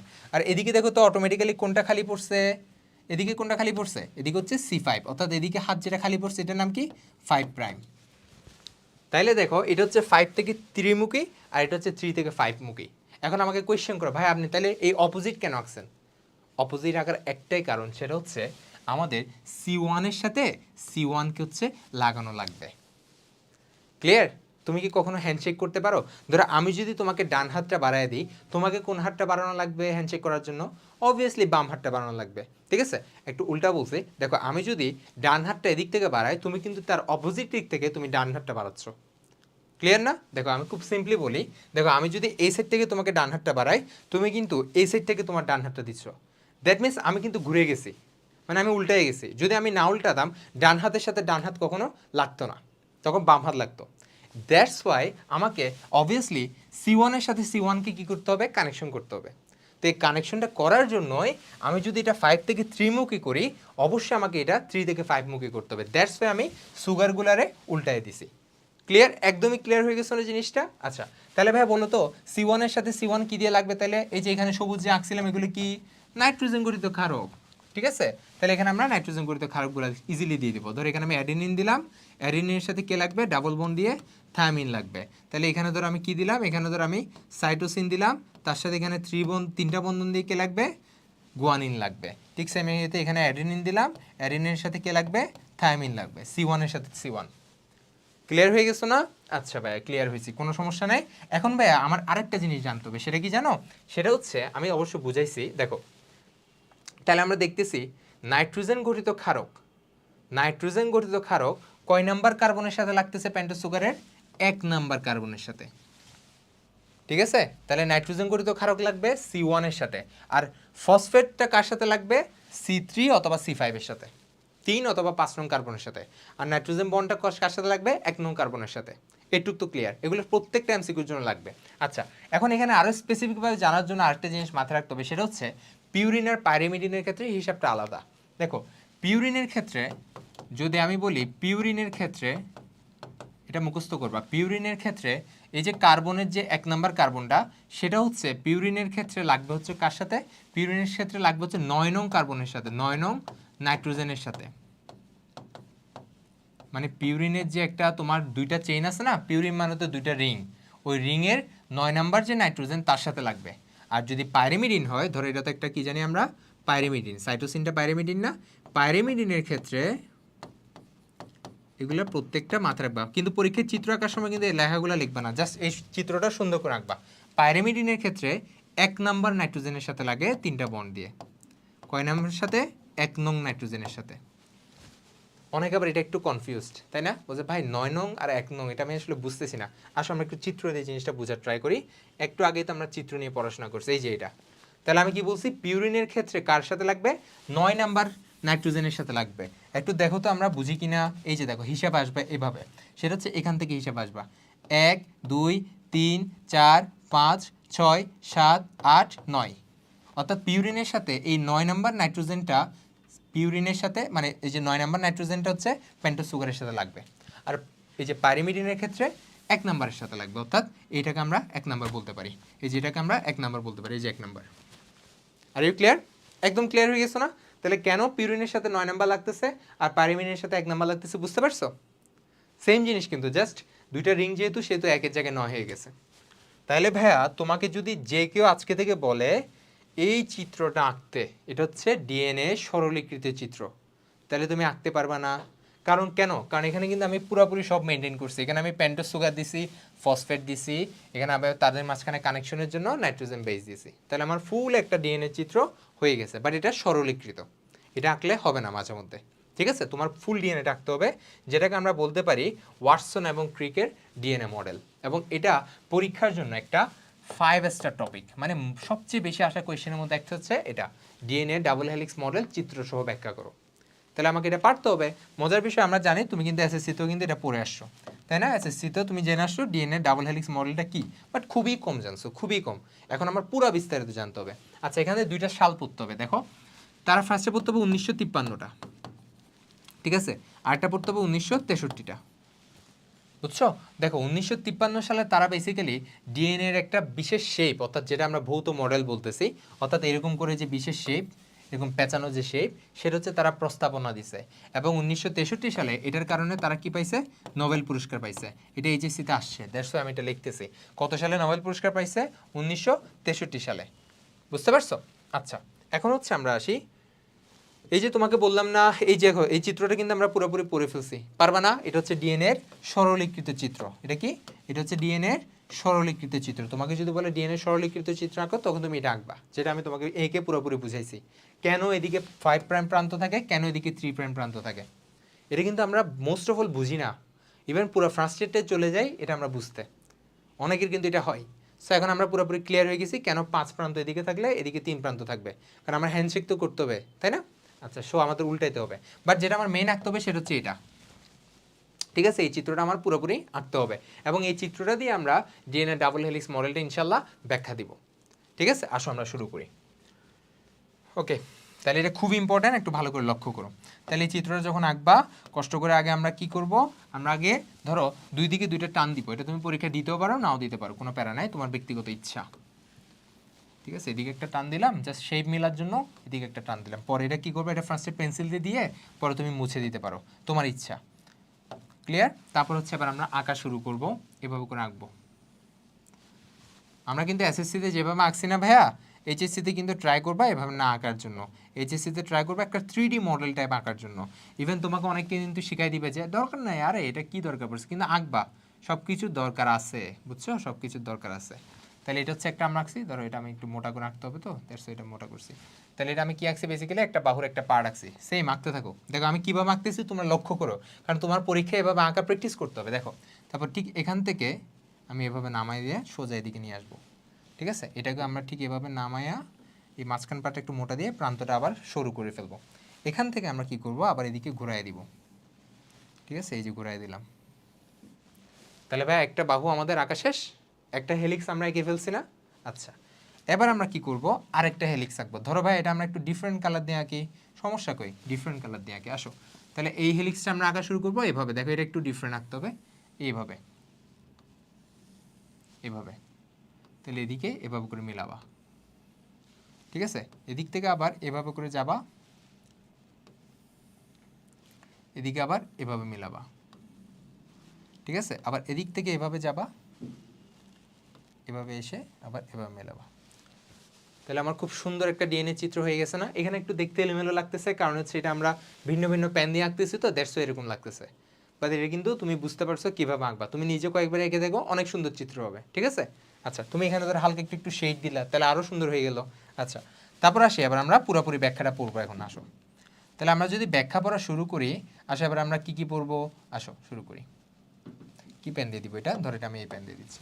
তাইলে আমরা জানি এই যে ভাইয়া ডিএনএ হচ্ছে কি একটা ডাবল হেলিক্স মডেল, যেটা হচ্ছে একটা কিরকম আছে, পেঁচানো সিঁড়ির মতো। ওই যে আমরা দেখি না এরকম করে করে একদিকে ধরে এরকম আছে আর অন্যদিকে হচ্ছে এরকম আছে, ঠিক আছে। সো দুইটা একসাথে মিলে হচ্ছে একটা কাইন্ড অফ পেঁচানো সিঁড়ি হয়ে গেছে। যেটা একটা পেঁচানো হেলিক্স, এটা হচ্ছে একটা পেঁচানো হেলিক্স। দ্যাট মিনস আমরা বলতে পারি ডিএনএ হচ্ছে একটা কি পেঁচানো সিঁড়ির মতো, তাই না, একটা পেঁচানো সিঁড়ির মতো। এবং এই যে সিঁড়িটা কি দিয়ে গঠিত হয়েছে, সুগার এবং ফসফেটের পর্যায়ক্রমিক বন্ধনের মাধ্যমে। আমি যে কথাগুলো বলতেছি প্রত্যেকটা কথা লেখা লাগবে, তোমার বইয়ের মধ্যে কিন্তু আছে, সমস্যা নেই, তুমি বই থেকে পড়তে পারবা। তাহলে আমরা দেখতেছি এই যে হ্যালিক্সগুলো গঠিত হয়েছে কি দিয়ে, সুগার ফসফেটের পর্যায়ক্রমিক বন্ধন দিয়ে। হালকা পাতলা দেখালেই চলবে, পুরোটা দেখাইতে হবে না, ক্লিয়ার? আচ্ছা, এদিকেও ধর একটু দেখাইলাম, তাহলে সুন্দর লাগবে। ওকে, তাহলে আমাদের একটা ধাপ শেষ। এখন আমরা পড়বো সেটা হচ্ছে এই যে ডিএনএ ডাবল হেলিক্স তৈরি হইলো। এখন এই প্রান্তটা আমরা কি জানি, এটা হচ্ছে 5 প্রাইম প্রান্ত ছিল, তার মানে এটা হচ্ছে 3 প্রাইম প্রান্ত হবে। আর এদিকেরটা কি হবে, এদিকেটা হচ্ছে 3 প্রাইম প্রান্ত হবে, আর এদিকেটা হচ্ছে 5 প্রাইম প্রান্ত হবে। কেন? কারণ আমরা জানি ডিএনএ সূত্রগুলা একটি আরেকটির পরিপূরক,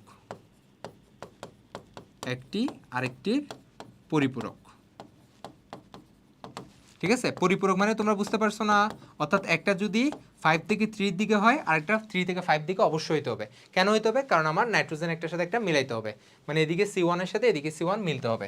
তাহলে এবার আসি আমরা নাইট্রোজেন মূলকগুলো একটু আঁকা ট্রাই করি। তাহলে এখানে বেসিক্যালি অবশ্যই একটা জিনিস আঁকা বাদ পড়ছে, সেটা হচ্ছে আমাদের এভাবে করে দিবা, দিয়ে ধরো অ্যাডেনিন দিলা, দিয়ে এখানে ডাবল বন্ড দিলা, থায়ামিন দিয়ে এভাবে কানেকশন করে দিলা, করতে পারো, কোনো সমস্যা নেই, ঠিক আছে। এভাবে করে আমরা সাইটোসিন দিব, তিনটা দিয়ে গুয়ানিনটা মিলাই দিলা, ঠিক আছে।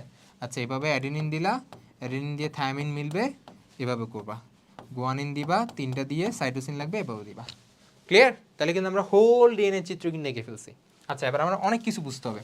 তাহলে ডিএনএর যে সূত্রগুলা, এগুলা একটার সাথে একটা কী দিয়ে কানেকশন হয়, এখানে লিখে আসো। ডিএনএর যে সূত্রগুলা তারা পরস্পরের সাথে কানেকশন হয় কি দিয়ে, নাইট্রোজেন বেস দিয়ে।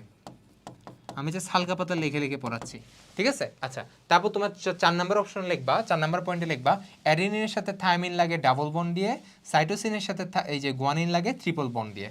তাহলে আমাদের মোটামুটি 5টা পয়েন্ট লেখা শেষ। এটা কিন্তু আমি কি ব্যাখ্যা দিচ্ছি, ডিএনএ ডাবল হেলিক্স মডেলের কি কি লেখা লিখবা ওগুলো তোমাকে ব্যাখ্যা দিচ্ছি। তাহলে আমরা 5টা ব্যাখ্যা শেষ। এবার আসি আমরা ডিএনএ সূত্রগুলো পড়বো।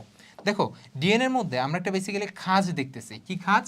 দেখো, এই যে এখানে যে তোমরা খাঁজটা দেখতেছো এই জায়গায়, আবার এখানে দেখতে একটা বড় খাঁজ, তাই না? এখানে একটু বড় গর্ত, এখানে একটা ছোট গর্ত, ঠিক আছে। সো মাথায় রাখবা ডিএনএর মধ্যে দুইটা খাঁজ তৈরি হয়। এই খাঁজটাকে আমরা বলতেছি মুখ্য খাঁজ, না সরি, এটাকে আমরা বলবো, যেহেতু ছোট, এটাকে আমরা বলবো গৌণ খাঁজ, ঠিক আছে। ওই যে আমরা পড়ছিলাম ক্রোমোজোমের প্রাইমারি কুঞ্চন, সেকেন্ডারি কনস্ট্রিকশন পড়ছিলাম না, এক্স্যাক্ট এটার মতো। আর এটাকে বলবো আমরা, যেটা বড় সেটাকে আমরা বলবো মুখ্য খাঁজ। তাহলে তুমি 5 নাম্বার পয়েন্টে কি লিখবা? 5 নাম্বার পয়েন্টে এটা লিখবা, দুইটা কুঞ্জন তৈরি হয়, দুইটা খাঁজ তৈরি হয়, একটা হচ্ছে গৌণ কুঞ্জন আর একটাকে আমরা বলবো মুখ্য খাঁজ বা মুখ্য কুঞ্জন। এখানে খাঁজ বইলো, ঠিক আছে, কুঞ্জন বইলো না। তাহলে আমাদের 5টা পয়েন্ট শেষ। এবার এসে আমি স্পেসিফিক পড়াশোনা করব, সেটা হচ্ছে এই যে আমরা বেসিক্যালি পুরো ডিএনএ তো চিন্তা করতে পারবো না, ডিএনএ একটা কি করব, আমরা একটা ডিএনএ একটা পার্ট চিন্তা করব, ঠিক আছে। তো একটা যদি আমরা খণ্ড চিন্তা করি, সেটা বেসিক্যালি এখান থেকে শুরু হবে, এই জায়গায় শেষ হবে, ঠিক আছে। অথবা যদি আমি বলি এখান থেকে শুরু হবে, তাহলে আমাদের বেসিক্যালি কোন জায়গায় শেষ হবে? এই যে ঘুরে একটা সূত্র এখানে শেষ হবে। ক্লিয়ার? তাহলে তুমি আপাতত ফুল একটা সূত্র চিন্তা করো, এই যে এখান থেকে শুরু হয়ে এভাবে এসে এই জায়গায় শেষ হয়েছে। তাহলে এটা একটা পূর্ণ ঘূর্ণন না? তাহলে এটাকে আমরা কি বলবো? এটাকে আমরা বলবো একটা পূর্ণ ঘূর্ণন। এটাকে আমরা বলবো একটা পূর্ণ ঘূর্ণন। তাহলে পূর্ণ ঘূর্ণন মানে কি তোমরা বুঝছো? পূর্ণ ঘূর্ণন মানে কি বুঝতে পারছো? এই যে এখান থেকে শুরু হয়েছে, শুরু হয়ে এভাবে ঘুরে এসে আবার এই জায়গায় আসছে, বুঝতে পারছো? এখান থেকে শুরু হয়েছে, শুরু হয়ে এভাবে ঘুরে এসে আবার এই জায়গায় আসছে। ক্লিয়ার? তাহলে একটা পূর্ণ ঘূর্ণন। তাহলে আমরা একটা পূর্ণ ঘূর্ণন নিয়ে বেসিক্যালি বহুত আলোচনা আছে আমাদের, এই যে এভাবে করে মার্ক করে দিবা। তাহলে এটা হচ্ছে একটা ডিএনএ এর পূর্ণ ঘূর্ণন। তাহলে আমাকে জানতে হবে এই পূর্ণ ঘূর্ণনের দৈর্ঘ্য কত, সেটা হচ্ছে 34 আংস্ট্রম। সব কিছু আংস্ট্রমে মাথায় রাখবা, ন্যানোমিটারে একটাও মাথায় রাখবা না। তোমাকে যদি পরীক্ষা এমসিকিউতে ন্যানোমিটার আসে, তুমি দরকার হলে আংস্ট্রম থেকে ন্যানোমিটারে কনভার্ট করে ফেলবা। আমরা তো জানি আংস্ট্রম মানে কি 10⁻⁻10 আর ন্যানোমিটার মানে 10⁻⁹। সো আমাদের প্যারা হবে না। আচ্ছা, তাহলে দেখো ডিএনএ পূর্ণ ঘূর্ণনের দৈর্ঘ্য কত? 34 আংস্ট্রম। তারপর একটা লাইন আছে দেখবা, একটা পূর্ণ ঘূর্ণনের মধ্যে টোটাল 10 জোড়া নিউক্লিওটাইড থাকে। অনেকে লাইনটা বুঝি না আমরা, ভাইয়া নিউক্লিওটাইড তো পড়ছি, কিন্তু এত ভালো করে পড়ি নাই যে আমি চিত্র দেখে নিউক্লিওটাইড যে 10 জোড়া বুঝবো, তাই না? তাহলে আমাকে নিউক্লিওটাইডটা বুঝতে হবে। দেখি ভাই, চিন্তা করো তো নিউক্লিওটাইড কোনটা? এই যে সুগার আর ফসফেট মিলে আমরা জানি আমার কি তৈরি হচ্ছিল, মনে আছে? সুগার তার সাথে একটা নাইট্রোজেন বেস, এটা মিলে নিউক্লিওসাইড হচ্ছিল, তার সাথে একটা ফসফেট মিলে নিউক্লিওটাইড হচ্ছিল। তার মানে দেখতেছি এই যে যদি একটা সিঁড়ি চিন্তা করি, এটা একটা ধরো সিঁড়ি, এই সিঁড়ির মধ্যে এদিকে একটা নিউক্লিওটাইড আছে, আবার এই পাশ চিন্তা করলে এখানে একটা নিউক্লিওটাইড আছে, ধরো একটা নাইট্রোজেন বেস, একটা পেন্টোজ সুগার, সাথে একটা ফসফেট। তাহলে এদিকে একটা নিউক্লিওটাইড, তার সাথে এদিকে একটা নিউক্লিওটাইড, পরস্পরের সাথে ডাবল বন্ডে আবদ্ধ আছে। তার মানে যদি আমি পূর্ণ ঘূর্ণন চিন্তা করি, এদিকে একটা এদিকে একটা, দ্যাটস ওয়াই এখানে জোড়া উল্লেখ করছে। ক্লিয়ার? তাহলে এরকম আমরা 10 জোড়া নিউক্লিওটাইড পাবো, বুঝতে পারছো? আচ্ছা, তাহলে তোমাকে এখন বলবে, তাহলে ডিএনএর মধ্যে যদি আমরা 10 জোড়া নিউক্লিওটাইড পাই, এই প্রত্যেকটাকে একটা আমরা সিঁড়ি নামে ডাকি, ঠিক আছে? অর্থাৎ এটা প্রত্যেকটা একটা সিঁড়ি। তাহলে তোমাকে বলবে ডিএনএর মধ্যে যদি আমরা 10টা নিউক্লিওটাইড পাই, তাহলে একটা নিউক্লিওটাইড থেকে আরেকটা নিউক্লিওটাইড জোড়ার দূরত্ব কত? তার মানে আমি তো এটা একদম এখানে একটার সাথে লাগাই আঁকছি, তাই না? এরকম একটা সূত্রের সাথে লাগাই আঁকছি, কিন্তু এখানের মধ্যে তাদের মধ্যে কিন্তু একটা ডিফারেন্স আছে, অর্থাৎ প্রত্যেকটা যে জোড়া তাদের মধ্যে ডিস্টেন্স কত, দেখি এটা বের করতে পারবা? একটু ভাবো। আমরা জানি পূর্ণ ঘূর্ণনের দৈর্ঘ্য 34 আংস্ট্রম, তার মধ্যে 10 জোড়া নিউক্লিওটাইড আছে। তার মানে এক জোড়া থেকে আরেক জোড়ার দৈর্ঘ্যের দূরত্ব কত হবে বলো তো? 34কে তুমি 10 দিয়ে ভাগ দিয়ে দিবা। ক্লিয়ার? তাহলে 34কে যদি 10 দিয়ে ভাগ দিয়ে দাও, তোমার আনসার কি আসবে? 3.4 আংস্ট্রম আসবে। তার মানে ডিএনএর একটা নিউক্লিওটাইডের সিঁড়ি থেকে আরেকটা নিউক্লিওটাইডের সিঁড়ির দূরত্ব কত? 3.4 আংস্ট্রম। এটাও একটা পয়েন্ট। তাহলে আমরা কিন্তু 7-8টা পয়েন্ট বলে ফেলছি অলরেডি। আচ্ছা, আরও আছে, সেটা হচ্ছে ডিএনএর ব্যাস। এই যে ডিএনএ এখান থেকে শুরু করে যদি আমি চিন্তা করি এইটুক পর্যন্ত, এটা একটা ব্যাস, ঠিক আছে? আবার যদি এখান থেকে শুরু করি, এই জায়গা থেকে চিন্তা করি এইটুক পর্যন্ত, এটা একটা ব্যাস। তাহলে ডিএনএর হাইয়েস্ট ব্যাসটা কত? সেটা হচ্ছে ডিএনএর হাইয়েস্ট ব্যাস হচ্ছে 20 আংস্ট্রম। এটা তোমার পরীক্ষায় বলতে হবে। তাহলে আমরা কিন্তু সব পড়ে ফেলতেছি ডিএনএ সম্পর্কে। তারপর আমরা পড়বো ডিএনএর বন্ড কয়টা আছে, অর্থাৎ আমরা তো একটা সবকিছু একটা পূর্ণ ঘূর্ণন নিয়ে চিন্তা করছি না? তো মাথায় রাখবা একটা পূর্ণ ঘূর্ণনের মধ্যে টোটাল 25টা বন্ধন থাকে, ঠিক আছে? একটা পূর্ণ ঘূর্ণনের মধ্যে 25টা বন্ধন। কি বন্ধন? হাইড্রোজেন বন্ধন। তাহলে কি বন্ধন থাকে? হাইড্রোজেন বন্ধন। এই যে এখানে আসতেছে না, এগুলো একটা হাইড্রোজেন বন্ধন না? তো এরকম একটা পূর্ণ ঘূর্ণনের মধ্যে টোটাল 25টা আছে। তখন অনেকে আবার এটাও বের করতে পারে না, ভাইয়া 25টা কেমনে, তাই না?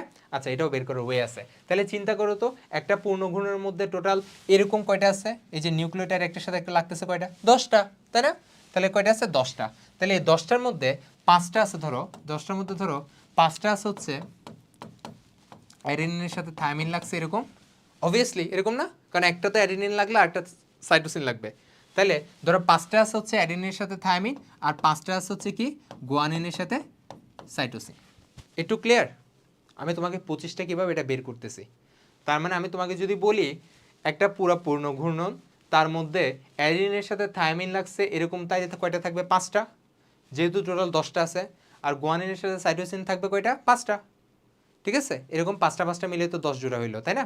আচ্ছা, তাহলে আমি যদি চিন্তা করি দেখো, তাহলে অ্যাডিনের সাথে থায়ামিন লাগতেছে এরকম আছে 5টা, তাহলে এখানে মাঝখানে বন্ধন কয়টা আছে 2টা, তাহলে 5 দুগুণে কত 10, তাহলে অ্যাডিনের সাথে থায়ামিনের জন্য কয়টা বন্ধন পাইলাম 10টা, কিন্তু গুয়ানিন আর সাইটোসিনের জন্য বন্ধন কয়টা মাঝখানে 3টা করে, তাহলে 3 5 কত 15, ঠিক আছে, 3 5 কত 15, তার মানে 10 আর 15 যোগ করলে কত হবে 25টা হবে। ক্লিয়ার? কেমনে একটা পূর্ণ ঘূর্ণনের মধ্যে 25টা হাইড্রোজেন বন্ধন আছে, তুমি কি ক্লিয়ার? বুঝতে পারছি না? যেহেতু 5টা অ্যাডেনিন থাইমিন আছে, 5টা গুয়ানিন সাইটোসিন আছে, তো তাদেরকে আমি গুণ করে যোগ করলাম, শেষ। তারপর সবার লাস্টে পড়বা ডিএনএ এর ওজনটা। ক্লিয়ার? ডিএনএ ওজনটা এটা অত না বললে মনের দরকার নাই, সেটা হচ্ছে 10⁶ থেকে 10⁶ থেকে 10⁹ ডাল্টন। মাথায় রাখবা, এটা ডাল্টনে প্রকাশ করি। অনেকে আবার জানে না ভাই ডাল্টন মানে কি। ডাল্টনে মনে আছে না, পড়ছি না এসএসসিতে, ডাল্টনকে গ্রামে কনভার্ট করার জন্য 1.66 ইন্টু 10⁻24 গ্রাম দিয়ে আমরা বেসিক্যালি কনভার্ট করতে পারবো। ডিএনএ ডাবল হেলিক্স মডেল তোমার কি ক্লিয়ার হয়েছে কিনা বলো? তুমি পরীক্ষায় লিখতে পারবা কিনা? যেভাবে ভাইয়া শুরু থেকে বলছি উইথ ব্যাখ্যা সহ তুমি কি লিখতে পারবা কিনা?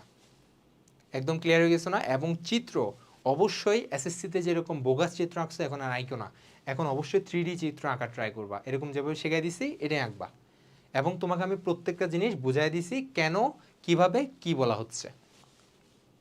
তাহলে ডিএনএ নিয়ে কোনো ঝামেলা আছে? মডেল নিয়ে আশা করি কোনো ঝামেলা নাই। ওকে, চিত্রটা আঁকবা, যা যা লেখাইছি আশা করি সব বুঝছো, এবং হিসাব কেমনে 25টা আসছে এটাও বুঝছো, 5টা। তাহলে এখানে হচ্ছে আমাদের 5 দুগুণে 10, এখানে 3 5 15, 10 আর 15 25, সব কিছু বুঝছো। ব্যাস হচ্ছে 20 আংস্ট্রম, লম্বায় হচ্ছে 34 আংস্ট্রম, 34 আংস্ট্রমের মধ্যে 10টা হচ্ছে নিউক্লিয়েটারি সিঁড়ি থাকে, তাহলে এক এক সিঁড়ি থেকে আরেক সিঁড়ির দূরত্ব 10 দিয়ে ভাগ দিয়ে বের করছি 3.4 আংস্ট্রম। সব কিছু বুঝছো আশা করি, তাই না? আচ্ছা, ওকে, বুঝলে তো হইলো। এবং সবার লাস্টে তুমি কষ্ট করে ডিএনএ এর কাজটা পড়ে ফেলবা। এগুলো আসলে বোঝার কিছু নাই। আমরা তো জানি ক্রোমোজোমের গাঠনিক উপাদান হচ্ছে ডিএনএ, বংশগতির আণবিক ভিত্তি হচ্ছে ডিএনএ, সকল বৈশিষ্ট্য নিয়ন্ত্রণ প্রকাশ, মিউটেশন, ভ্যারিয়েশন, রেপ্লিকেশন সব কিছু কে করে? ডিএনএ করে। এখানে জাস্ট এটা কষ্ট করে মুখস্থ করে ফেলবা, ঠিক আছে? এটা ডিরেক্ট মুখস্থ, কারণ এটা হচ্ছে আমাদের গ কিংবা ঘতে ডিরেক্ট আসবে, সেটা কষ্ট করে মুখস্থ করে ফেলবা। পারবা? বুঝানোর কিছু নেই। পরিবৃত্তি ভিত্তির আমি মিউটেশন মানে কি অলরেডি বুঝাই ফেলছি। আমাদের দেহের যত রকম শারীরতাত্ত্বিক জৈবিক কাজ সব এরাই করে, এটা আমরা বুঝাই ফেলছি। তারপর হচ্ছে আমাদের এই যে রেপ্লিকেশনের ভূমিকা রাখে, এটা আমরা বুঝাই ফেলছি, ঠিক আছে? ঠিক আছে, তাহলে ডিএনএ এর কাজ আমরা পারবো, ডিরেক্ট মুখস্থ করে ফেলবা। ওকে, আচ্ছা, এবার আসি আমরা আরএনএ পড়বো। দেখো আরএনএটা খুবই ইম্পর্টেন্ট, ঠিক আছে? আরএনএটাও ডিএনএর মতো ইম্পর্টেন্ট, এইচএসসির জন্য আরএনএটা খুবই ইম্পর্টেন্ট। তাহলে আমরা যদি আরএনএ পড়ি, তাহলে আরএনএর অবস্থান এবং বিস্তৃতি যখন আমরা পড়বো, এটা কিন্তু আমরা বলে ফেলছি। আরএনএ থাকে কোথায়? আরএনএ থাকে হচ্ছে সাইটোপ্লাজমে। আরএনএ কোথায় থাকে? সাইটোপ্লাজমে। সাইটোপ্লাজমে আরএনএ 90% থাকে, নিউক্লিয়াসে থাকে 10%। আচ্ছা, সাইটোপ্লাজমের মধ্যে সবচেয়ে বেশি আরএনএ কোথায় থাকে বলো তো দেখি? সবাই জানি সেটা হচ্ছে রাইবোজোমে, তাই না? রাইবোজোমের মধ্যেই তো কে থাকে? রাইবোজোমের মধ্যেই আরএনএর যেটা মেইন পার্ট অর্থাৎ আরএনএ এই জিনিসটা থাকে। এটা সম্পর্কে আমি হালকা পাতলা পড়াইছিলাম, ঠিক আছে? এবার আমরা পড়বো আরএনএ এর রাসায়নিক গঠন। দেখি আমাকে বলো তো আরএনএ এর মধ্যে কি থাকবে? ডিঅক্সি থাকবে নাকি রাইবোজ থাকবে? জানি আমরা, এক্ষেত্রে রাইবোজ শর্করা থাকবে। তারপর হচ্ছে নাইট্রোজেন বেস থাকবে। এই নাইট্রোজেন বেসের মধ্যে আবার একটা কাহিনী আছে, এখানে কি থায়ামিন থাকবে? না, এখানে কি থাকবে? ইউরাসিল থাকবে। ক্লিয়ার? আর ডিএনএ এর ক্ষেত্রে থাকবে থায়ামিন, আর আরএনএ এর ক্ষেত্রে যেখানে থায়ামিন আছে ওই জায়গাটা কনভার্ট হয়ে ইউরাসিল হবে, মানে ওই জায়গায় ইউরাসিল বসবে। তারপর আরেকটা কি থাকবে? অ্যাজ ইউজুয়াল ফসফেট থাকবে। তাহলে আমরা তো পারবো আরএনএ এর রাসায়নিক গঠন কি কি আছে, ঠিক আছে? এরপর আমরা বলবো আরএনএ এর ভৌত গঠন। ভৌত গঠন বলতে আমরা চিত্রটাকে ইন্ডিকেট করতে পারবো। অ্যাজ ইউজুয়াল তুমি একটা এসএসসিতে যেরকম পড়ছো না, এরকম করে একটা চিত্র আঁকছিল না, এরকম করে, যে আমরা জানি আরএনএ হচ্ছে 1 সূত্রক আর ডিএনএ হচ্ছে 2 সূত্রক। তাহলে এরকম করে করে সুন্দর করে চিত্র আঁকিয়ে ফেলবা। ধরো এ, ধরো ইউ, জি, সি, তারপর হচ্ছে সি, জি, এ, এরকম করে এঁকে ফেলবা। বাট এখানে যেটা একটা জায়গায় প্যাচ খাইছে, এই জায়গায় তুমি আবার এ এর সাথে ইউ মিলাইতে পারবা, সি এর সাথে জি মিলাইতে পারবা। তাহলে ভাই এখানে বুঝতেছো, এখানে কিন্তু আমি একটা জিনিস আলাদা করে লিখে ফেলছি, আশা করি বুঝছো। এতক্ষণ আমরা কার সাথে কাকে দিছিলাম? অ্যাডেনিনের সাথে থায়ামিন, বাট এখানে আমি কি দিছি? ইউরাসিল দিছি। কেন ইউরাসিল দিছি মনে আছে না? কারণ আমরা জানি আরএনএ এর ক্ষেত্রে থায়ামিন বসে না, ইউরাসিল বসে। ওকে, সো আরএনএ এর বেসিক আমরা আশা করি সবাই জানছি। এখন হচ্ছে আরএনএ আমরা প্রকারভেদ বলবো। তাহলে আমরা বলো তো, আমাকে একটা জিনিস বলো তো, ডিএনএ এর কি কোনো প্রকারভেদ আছে? মনে আছে? ডিএনএর কোনো প্রকারভেদ নাই। বাট আরএনএ প্রকারভেদ আছে, অবশ্যই। আরএনএ 5 প্রকার। কয় প্রকার? আরএনএ 5 প্রকার। তার মধ্যে প্রত্যেকটা আমাদের একদম খুলে খুলে জানতে হবে। তাহলে কি কি আরএনএ আছে? একটা হচ্ছে টিআরএনএ, এমআরএনএ, আরআরএনএ, জিআরএনএ, এমআইআরএনএ। তাহলে কোনটা কি? টি দিয়ে হচ্ছে ট্রান্সফার মিন করে, তাহলে টি মানে কি? Transfer RNA. এম মানে হচ্ছে মেসেঞ্জার আরএনএ। আমরা তো সবাই মেসেঞ্জার ইউজ করি না? মেসেঞ্জার মানে কি? বার্তাবাহক, তার মানে বার্তাবাহক আরএনএ। আর এই ছোট আর মানে হচ্ছে রাইবোজোমাল আরএনএ, ঠিক আছে? আর জি মানে হচ্ছে কি? জেনেটিক আরএনএ, মানে এই যে আরএনএটা এটা জেনেটিক কাজে ইউজ হয়। আর এমআই মানে হচ্ছে মাইনর আরএনএ, মানে একদম ছোট আরএনএ। তাহলে আমরা আরএনএর 5টা প্রকারের আপাতত নামগুলা জানছি। এখন হচ্ছে আমরা আগে একটু বেসিক পড়বো যে প্রত্যেকটা আরএনএ, কোন আরএনএটা কিরকম, কোন আরএনএর কাজ কি, সেটা আমরা পড়বো। এবং লাস্টে আমরা প্রত্যেকটা খুব সুন্দর চিত্র দিয়ে পুরো জিনিসটা ওভারঅল বুঝে যাব, ঠিক আছে? এটা হচ্ছে আমাদের আগানোর পদ্ধতি। আচ্ছা, আসি তাহলে। এবার হচ্ছে আমরা ফার্স্টে শুরু করবো টিআরএনএ দিয়ে। তার মানে টিআরএনএ মানে আমরা কি বলছি? Transfer RNA. সো এই টিআরএনএটা কি কাজ করে সেটা জানার আগে টিআরএনএর গঠনটা একটু কষ্ট করে আমার জানতে হবে, ঠিক আছে? দেখো টিআরএনএ কত কঠিন একটা শেপ আমার মনে হচ্ছে, কিন্তু অ্যাকচুয়ালি এটা এতটা কঠিন না। কিন্তু টিআরএনএ যদি গ কিংবা ঘতে আসে তাহলে এই জিনিসগুলো মুখস্থ লেখা লাগবে। দেখো, একটা টিআরএনএতে নর্মালি 75 থেকে 90টা নিউক্লিওটাইড থাকতে পারে, ঠিক আছে? এবং আমাদের কোষের মধ্যে যতগুলো আরএনএ আছে তার মধ্যে প্রায় 15% হচ্ছে কি? কত পার্সেন্ট? 15% হচ্ছে টিআরএনএ, ঠিক আছে? এবং এটা হচ্ছে সবচেয়ে ক্ষুদ্রাকার আরএনএ। যত আরএনএ যত টাইপ আছে তার মধ্যে সবচেয়ে ক্ষুদ্র হচ্ছে টিআরএনএ। এবং এখানের মধ্যে 5টা বাহু দেখা যায়, 4টা ফাঁস দেখা যায়। এগুলো কিন্তু মুখস্থ করতে হবে। কি কি বাহু আছে দেখি তো? অ্যামাইনো অ্যাসিড বাহু আছে, টি বাহু আছে, অ্যান্টিকোডন বাহু আছে, ডি বাহু আছে, অতিরিক্ত বাহু আছে। আমি একে দেখাবো, কোনো সমস্যা নেই। তারপর আসি কাজ। কাজটা খুবই ভাইটাল, কাজটা একটু আগে মুখস্থ করবা। প্রোটিন সংশ্লেষণের সময় জেনেটিক কোড অনুযায়ী অ্যামাইনো অ্যাসিড স্থানান্তর করাই এটার প্রধান কাজ। এই জিনিসটা আমরা কিন্তু রাইবোজোম যখন পড়াইছি তখন তোমাদের আশা করি মনে আছে। মনে ছিল টিআরএনএ কি করছিল? টিআরএনএ কি করতো? ট্রান্সফার করতো। কি ট্রান্সফার করতো? এক একটা সে অ্যামাইনো অ্যাসিড নিয়ে আসতো। কোথায় নিয়ে আসতো? রাইবোজোমে নিয়ে আসতো। এনে কার উপর বসাইতো? এমআরএনএর উপর বরাবর সে বসাইতো। একটা একটা অ্যামাইনো অ্যাসিড আনতে আনতে ফাইনালি কি তৈরি হয়েছিল?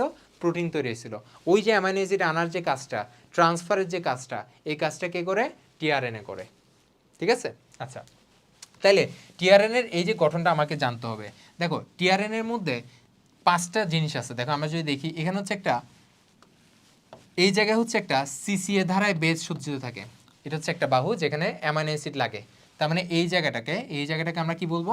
অ্যামাইনো অ্যাসিড সংযুক্তের স্থান, যেখানে সিসিএ ধারায় বেসগুলো সজ্জিত থাকে। আমরা তো জানি এগুলো প্রত্যেকটা এটা কি? প্রত্যেকটা একটা নাইট্রোজেন বেস, ঠিক আছে? তো সিসিএ ধারায় থাকে, সিসিএ। তো এই পার্টটাকে আমরা বলবো অ্যামাইনো অ্যাসিড অ্যাটাচমেন্ট সাইট, যেখানে অ্যামাইনো অ্যাসিড লাগে। তাহলে আমরা তো বলছি 5টা বাহু, তাহলে এই বাহুটাকে আমরা বলবো টি বাহু, ঠিক আছে? আর এটাকে আমরা বলবো ডি বাহু বা ডি লুপ, ওকে? আচ্ছা, এখানে একটা দেখতেছেন, এটা হচ্ছে একটা অতিরিক্ত বাহু, এটা হচ্ছে একটা অতিরিক্ত বাহু। আর এই পার্টটা হচ্ছে সবচেয়ে গুরুত্বপূর্ণ স্থান। তাহলে টিআরএন এর মধ্যে সবচেয়ে গুরুত্বপূর্ণ স্থান কোনটা? তার অ্যান্টিকোডন বাহুটা, ঠিক আছে? তাহলে অ্যান্টিকোডন বাহুটা হচ্ছে এরকম 3টা টার্ম থাকে, অর্থাৎ এখানে 3টা কোডন থাকে। এই কোডনগুলোকে আমরা বলবো অ্যান্টিকোডন। কেন অ্যান্টিকোডন বলবো একটু পরে বোঝাচ্ছি। তাহলে আমরা টিআরএনটা ইজিলি আঁকতে পারবো না? তুমি খুব সিম্পলি এঁকে ফেলবা। তুমি এরকম করে এঁকে ফেলবা। এরকম একটা অতিরিক্ত বাহু দিবা, এভাবে করে আঁকবা, এভাবে করে প্রত্যেকটা এম করে লুপ আঁকবা, এভাবে করে এঁকে ফেলবা, কোনো প্যারা নেই। তোমাকে এরকম একটা একটা করে দিতে হবে না। ক্লিয়ার? তুমি অবশ্যই ক্লিয়ার করবা তুমি প্রত্যেকটা জিনিসগুলো আঁকতেছো কিনা। যেমন এদিকে টি বাহু, ডি বাহু, অতিরিক্ত বাহু, অ্যান্টিকোডন সাইট, কোডন সাইট বা অ্যামাইনো অ্যাসিড সংযুক্তি সাইট, এই 5টা দিলে তোমার টিআরএন আঁকা শেষ। তাহলে ভাইয়া এই জিনিসটাকে আমাদের একটা পাতার মতো লাগে, বুঝছো? একটা পাতার শেপ। তোমরা গুগলে একটু সার্চ দিবা, সেটা হচ্ছে ক্লোবার পাতা, বা আমরা এটাকে বলি ক্লোবার লিফ। দেখবা ক্লোবার লিফের শেপটা হচ্ছে অনেকটা এরকম এরকম এরকম করে এরকম এরকম এরকম। সো দ্যাটস ওয়াই টিআরএনএ কে অনেকটা ক্লোবার লিফ মডেলের মতো লাগে, বুঝছো? অর্থাৎ টিআরএনএ শেপটা ক্লোবার লিফের মতো, এটা মাথায় রাখতে হবে, ঠিক আছে? আচ্ছা, তাহলে টিআরএনএর কাজটা আমরা আপাতত পড়ছি, ঠিক আছে? এবার হচ্ছে আমরা কষ্ট করে একটু এমআরএনএ পড়ি। আমরা এগুলো প্রত্যেকটা বিস্তারিত শেষে একসাথে কোরিলেট করে বলবো, তাহলে তুমি প্রত্যেকটা ধরতে পারবা। তাহলে এবার আসি আমরা এমআরএনএ। আমরা কি বলছিলাম? এমআরএনএ মানে মেসেঞ্জার আরএনএ। মেসেঞ্জার মানে কি করে? বার্তা বহন করে, ঠিক আছে? আচ্ছা, তাহলে এমআরএনএ আগে আমরা একটু বৈশিষ্ট্য পড়বো, কারণ এটা গতে আসবে উইথ চিত্র সহ। তাহলে এমআরএনএ হচ্ছে একটা লম্বা চেইনের মতো। এমআরএনএ দুইটা প্রান্ত আছে, একটা 5 প্রাইম প্রান্ত, একটা হচ্ছে 3 প্রাইম প্রান্ত। 5 প্রাইম প্রান্তকে আমরা বলবো 5 লিডার, লিডার মানে মাথা বলতে পারি, মানে মাথার প্রান্ত, ঠিক আছে। আর 3 প্রাইম প্রান্ত যেটা, সেটাকে আমরা বলবো 3 টেইলার, ট্রেলার মানে এটাকে আমরা বলবো টেইল প্রান্ত অর্থাৎ লেজ প্রান্ত, ঠিক আছে, এটাকে আমরা বলতে পারি লেজ প্রান্ত। ক্লিয়ার? আচ্ছা, মাঝখানের অংশটাকে আমরা বলি কোডিং অঞ্চল, মানে এখানে অনেকগুলা কোড থাকে। আর আমরা বলছিলাম না টিআরএনএ হচ্ছে টোটাল আরএনএর 15%, আর এমআরএনএ হচ্ছে 5 to 10%। তাহলে আপাতত এই জিনিসগুলো বললে এমআরএনএর বৈশিষ্ট্য আমার জানা হয়ে গেছে, ঠিক আছে। এখন আমরা চিত্র দিয়ে ব্যাখ্যা দিব এবং কাজটা পড়বো। দেখো এই যে চিত্রটা তোমাকে অবশ্যই আঁকতে হবে। তাহলে এই চিত্রটা কি আছে, খুব সিম্পল, এরকম একটা চিত্র আঁকবা। এখানে হচ্ছে তুমি কোডনগুলো দিবা, এ ইউ জি সি এ, তারপর হচ্ছে ইউ, তারপর হচ্ছে জি, তারপর হচ্ছে এ সি, এভাবে করে তুমি কোডনগুলো দিতে থাকবা। সামনের দিকে যে প্রান্ত তাকে আমরা বলবো 5 প্রাইম কি, 5 প্রাইম লিডার, আর পিছনের দিকে যে 3 প্রাইম প্রান্ত তাকে আমরা বলবো 3 প্রাইম ট্রেলার, আর মাঝখানের যে অঞ্চল তাকে আমরা বলবো কোডন অঞ্চল, কারণ এখানে আমরা দেখতেছি অনেকগুলো কোডন। এটাই হচ্ছে আমার কি, এটাই হচ্ছে আমার এমআরএনএ। তাহলে এমআরএনএ এর কাজটা কি একটু বলি, দেখো কি লিখছে। এমআরএনএ প্রোটিন সংশ্লেষণের বার্তা বহন করে এবং সেটা কোথা থেকে কোথায় নিয়ে যায়, নিউক্লিয়াস থেকে সাইটোপ্লাজমে নিয়ে যায়। সাইটোপ্লাজমের কোথায় যাবে, আমরা জানি সাইটোপ্লাজমের মধ্যে রাইবোজোমের মধ্যে যাচ্ছে, ঠিক আছে, এবং সেটা কি হিসেবে কাজ করে, প্রোটিন তৈরির ছাঁচ হিসেবে কাজ করে। তাহলে ভাইয়া মোটামুটি আপনি আমাকে টিআরএনএ এবং এমআরএনএ বৈশিষ্ট্যগুলো এবং চিত্র কীভাবে আঁকবো সেটা আমাকে শিখিয়ে দিচ্ছেন, ঠিক আছে। এবার আমরা বাদ বাকিগুলো একটু পড়ে নেই। সেটা হচ্ছে কি আছে, আর আরএনএ আছে, আরেকটা আরএনএ, এটা হচ্ছে সবচেয়ে স্থায়ী আরএনএ এবং এটা হচ্ছে সবচেয়ে বেশি আরএনএ, এটা হচ্ছে 80 to 90% থাকে, তাহলে অনেক বেশি, তাই না। তারপর হচ্ছে জিআরএনএ। জিআরএনএ হচ্ছে কি জানো, কিছু আরএনএ আছে, মানে কিছু ক্ষেত্রে কিছু কিছু উদ্ভিদ আছে যেগুলো খুবই অনুন্নত, তাদের ক্ষেত্রে বংশগতীয় বস্তু হিসেবে ডিএনএ কাজ করতে পারে না। সো যেখানে ডিএনএ কাজ করতে পারে না সেখানে কে কাজ করবে, আরএনএ কাজ করবে তার জেনেটিক মেটেরিয়াল ট্রান্সফার করার জন্য, ঠিক আছে। সো সেই ক্ষেত্রে হচ্ছে এই জিআরএনএটা কাজ করে, জেনেটিক আরএনএ যাকে আমরা বলি। এবং এটা কার ক্ষেত্রে কাজ করে, এটা হচ্ছে টিএমবির ক্ষেত্রে। টিএমবি হচ্ছে টোবাকো মোজাইক ভাইরাস, অর্থাৎ তামাক পাতার মধ্যে, তামাক গাছ আছে দেখছো না, তামাক গাছের মধ্যে অর্থাৎ তামাকের যে পাতা, ওখানে একটা ভাইরাস আক্রমণ করে, এটাকে আমরা বলি টোবাকো মোজাইক ভাইরাস। ওই ভাইরাসের মধ্যে জেনেটিক ম্যাটেরিয়াল হিসেবে ডিএনএ না থেকে বরঞ্চ কে থাকে, আরএনএ থাকে, এটাই বলতে যাচ্ছি, ঠিক আছে। তারপর লাস্টে পড়বা এমআইআরএনএ অর্থাৎ মাইনর আরএনএ, এটা হচ্ছে একদম সবচেয়ে ক্ষুদ্র আরএনএ। কিন্তু এটা সবচেয়ে ক্ষুদ্র না, এটা সবচেয়ে ক্ষুদ্র না, কারণ সবচেয়ে ক্ষুদ্র কোনটা বলো তো, সবচেয়ে ক্ষুদ্র হচ্ছে টিআরএনএ, বলছিলাম না, এই যেটা হচ্ছে সবচেয়ে ক্ষুদ্র টিআরএনএ। এটা আমরা অনেকেই ভুল করি, মাইনর মানে অনেকে মনে করে সবচেয়ে ছোট, এটা দাগাই দিই এমসিকিউতে, কিন্তু না, টিআরএনএ হচ্ছে সবচেয়ে ক্ষুদ্র, কিন্তু এটাও ক্ষুদ্র, কিন্তু টিআরএনএর চেয়ে বড়, ঠিক আছে। আর এই মাইনর আরএনএ কি হিসেবে কাজ করে জানো, এই মাইনর আরএনএ হচ্ছে এনজাইমের কাঠামো দান করে। জাস্ট এই একটা লাইন মাথায় রাখবা, মানে তারা এনজাইম যেখানে বসবে তার কাঠামোটা দান করে, ওকে, এনজাইমের কাঠামো দান করে, জাস্ট একটা জিনিস মাথায় রাখবা। ক্লিয়ার? আচ্ছা, এবার আমরা আরএনএ, তো ভাই আপনি আমাকে সব পড়াই ফেলছেন, আরএনএ টাইপগুলো পড়াই ফেলছেন, কিন্তু ভাই আমি টিআরএনএ আর এমআরএনএ সম্পর্কে এখন একটু কনফিউজড, তাদের কাজ সম্পর্কে আমরা আসলে বুঝতেছি না। তাহলে চলো আমরা একটু রিয়েল লাইফ এক্সপিরিয়েন্স দিয়ে জিনিসটা বোঝার ট্রাই করি, অ্যাকচুয়ালি টিআরএনএ এমআরএনএর কাজটা বেসিক্যালি কি। ওকে চলো, তাহলে এই জিনিসটা আমরা একটা বাস্তব এক্সপিরিয়েন্স দিয়ে বোঝার ট্রাই করি। ওকে, সো দেখো আমি একটু একটা কনটেক্সট বলি, তুমি সেটা বোঝার ট্রাই করো। দেখো তোমার মা, সাপোজ ধরো তোমার মা তোমাকে একটা রসিদ ধরায় দিছে, বলছে গিয়ে বাজারটা করে আসো, ঠিক আছে। তোমার মা তোমাকে বলছে যে গিয়ে বাজারটা করে আসো, ধরো তোমাকে বলছে চাল ডাল আর চিনি কিনতে, এই তিনটা জিনিস দিছে। তাহলে এটা একটু আমরা চিত্রের মাধ্যমে বুঝাই। দেখো তোমার মা কিন্তু মেইন, সো তোমার মা হচ্ছে ধরো ডিএনএ, ঠিক আছে, ধরো এটা আমি ডিএনএ আঁকছি, সাপোজ ধরো এটা একটা টোটাল কোষ, টোটাল কোষের মধ্যে এই পার্টটা হচ্ছে আমার ডিএনএ। তাহলে তোমার মা তোমাকে কি বলছে, একটা রসিদ দিছে, তো রসিদের মধ্যে কিছু তথ্য আছে না, রসিদের মধ্যে কি তথ্য আছে, যে তোমাকে বলছে চাল ডাল চিনি আনতে। তাহলে এই যে তথ্যটা, এই তথ্যটাকে আমরা বলবো এমআরএনএ, ঠিক আছে, বা বার্তা বাহক আরএনএ। অর্থাৎ ডিএনএর মধ্যে, ধরো এটা একটা ডিএনএর মধ্যে যেসব তথ্য তোমার মা তোমাকে বলছে, তো এই যে ডিএনএ তার তথ্যগুলা এই জায়গায় ট্রান্সমিট করছে, ঠিক আছে। ধরো এভাবে করে ট্রান্সমিট করলো, এভাবে এভাবে এভাবে এভাবে এভাবে এভাবে, ধরো এটা হচ্ছে এমআরএনএ। তাহলে এমআরএনএটা হচ্ছে তুমি, এটা হচ্ছে তোমার মা। তাহলে এখানে এই তিনটা করে করে একসাথে থাকে, মানে মাথায় রাখবা সংকেতগুলো, অর্থাৎ তথ্যগুলা 3টা লেটার মিলে 3টা কোডন মিলে একটা তথ্য প্রকাশ করে। এটা এখন মাথায় রাখবা, পরে যখন আমরা জেনেটিক কোড পড়াবো বিস্তারিত জানবা। তাহলে ধরো এটা হচ্ছে ধরো চাল, ধরো চালকে আমরা আর দিয়ে প্রকাশ করলাম রাইস। তারপর ধরো আমাদের ধরো ডাল, ধরো আমরা ডি দিয়ে প্রকাশ করলাম, প্যারা নাই। তারপর ধরো আমরা ধরো চিনিকে ধরো আমরা এস দিয়ে প্রকাশ করলাম, কোনো প্যারা নাই, ঠিক আছে। সাপোজ আমরা আরডিএস, একটা সুন্দর নাম উচ্চারণ হচ্ছে, দ্যাটস আমি এটাকে আরডিএস হিসেবে বললাম, যে এখানে তোমাকে বলছে চাল ডাল আর চিনি আনতে। একটু ক্লিয়ার? ওকে। তুমি এবার কই যাবা দেখি বলো তো? তুমি যাবা কোথায়?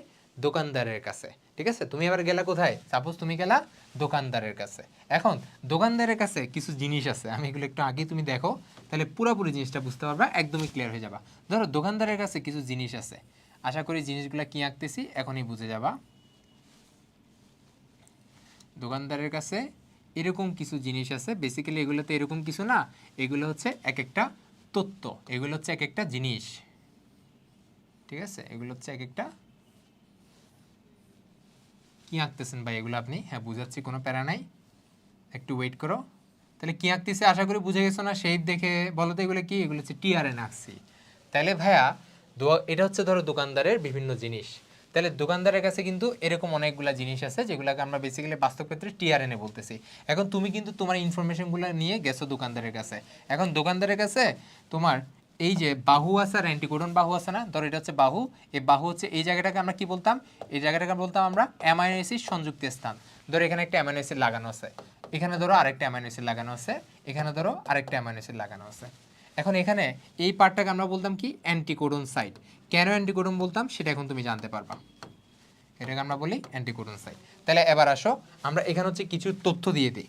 কিভাবে তথ্য দিব? সাপোজ ধরো এই যে যেটা চাল হচ্ছে গ্রহণ করতেছে এইউজি, মানে এইউজি হচ্ছে চাল, মানে ধরো চালটাকে আমরা চাল হিসেবে প্রকাশ করব না, এইউজি হিসেবে প্রকাশ করব, ঠিক আছে। তারপর ধরো এটা হচ্ছে ইউএসসি, আর এটা হচ্ছে আমাদের সিএইউ। একটু তো ক্লিয়ার? একটুকু ক্লিয়ার? এটা হচ্ছে দোকানদার, ঠিক আছে। আচ্ছা আসি এবার, তুমি গেছো দোকানদারের কাছে। এখন ধরো আমাদের এইভাবে, আমি একটু লিখি দেখো, এটাতে ধরো এইভাবে কোড আছে, আর ধরো এটাতে এভাবে আছে, ঠিক আছে। আচ্ছা একটু ভুল হয়েছে, আচ্ছা ওকে। তারপর ধরো এটাতে আছে এইভাবে। ওকে ভাই, আপনি এগুলো কি আঁকতেছেন? অনেক ভালোই আঁকতেছে, একটু ওয়েট করো। তাহলে দেখো, তুমি তোমার মা থেকে বাজারের রসিদ নিয়ে তথ্যগুলো নিয়ে গেছো কোথায়? তুমি দোকানদারের কাছে গেছো। এখন দোকানদার কি করবে জানো? তুমি বলছে চাল, দোকানদার কি চাল চিনবে? ধরো দোকানদার চিনবে না চাল, দোকানদার চিনবে AUG।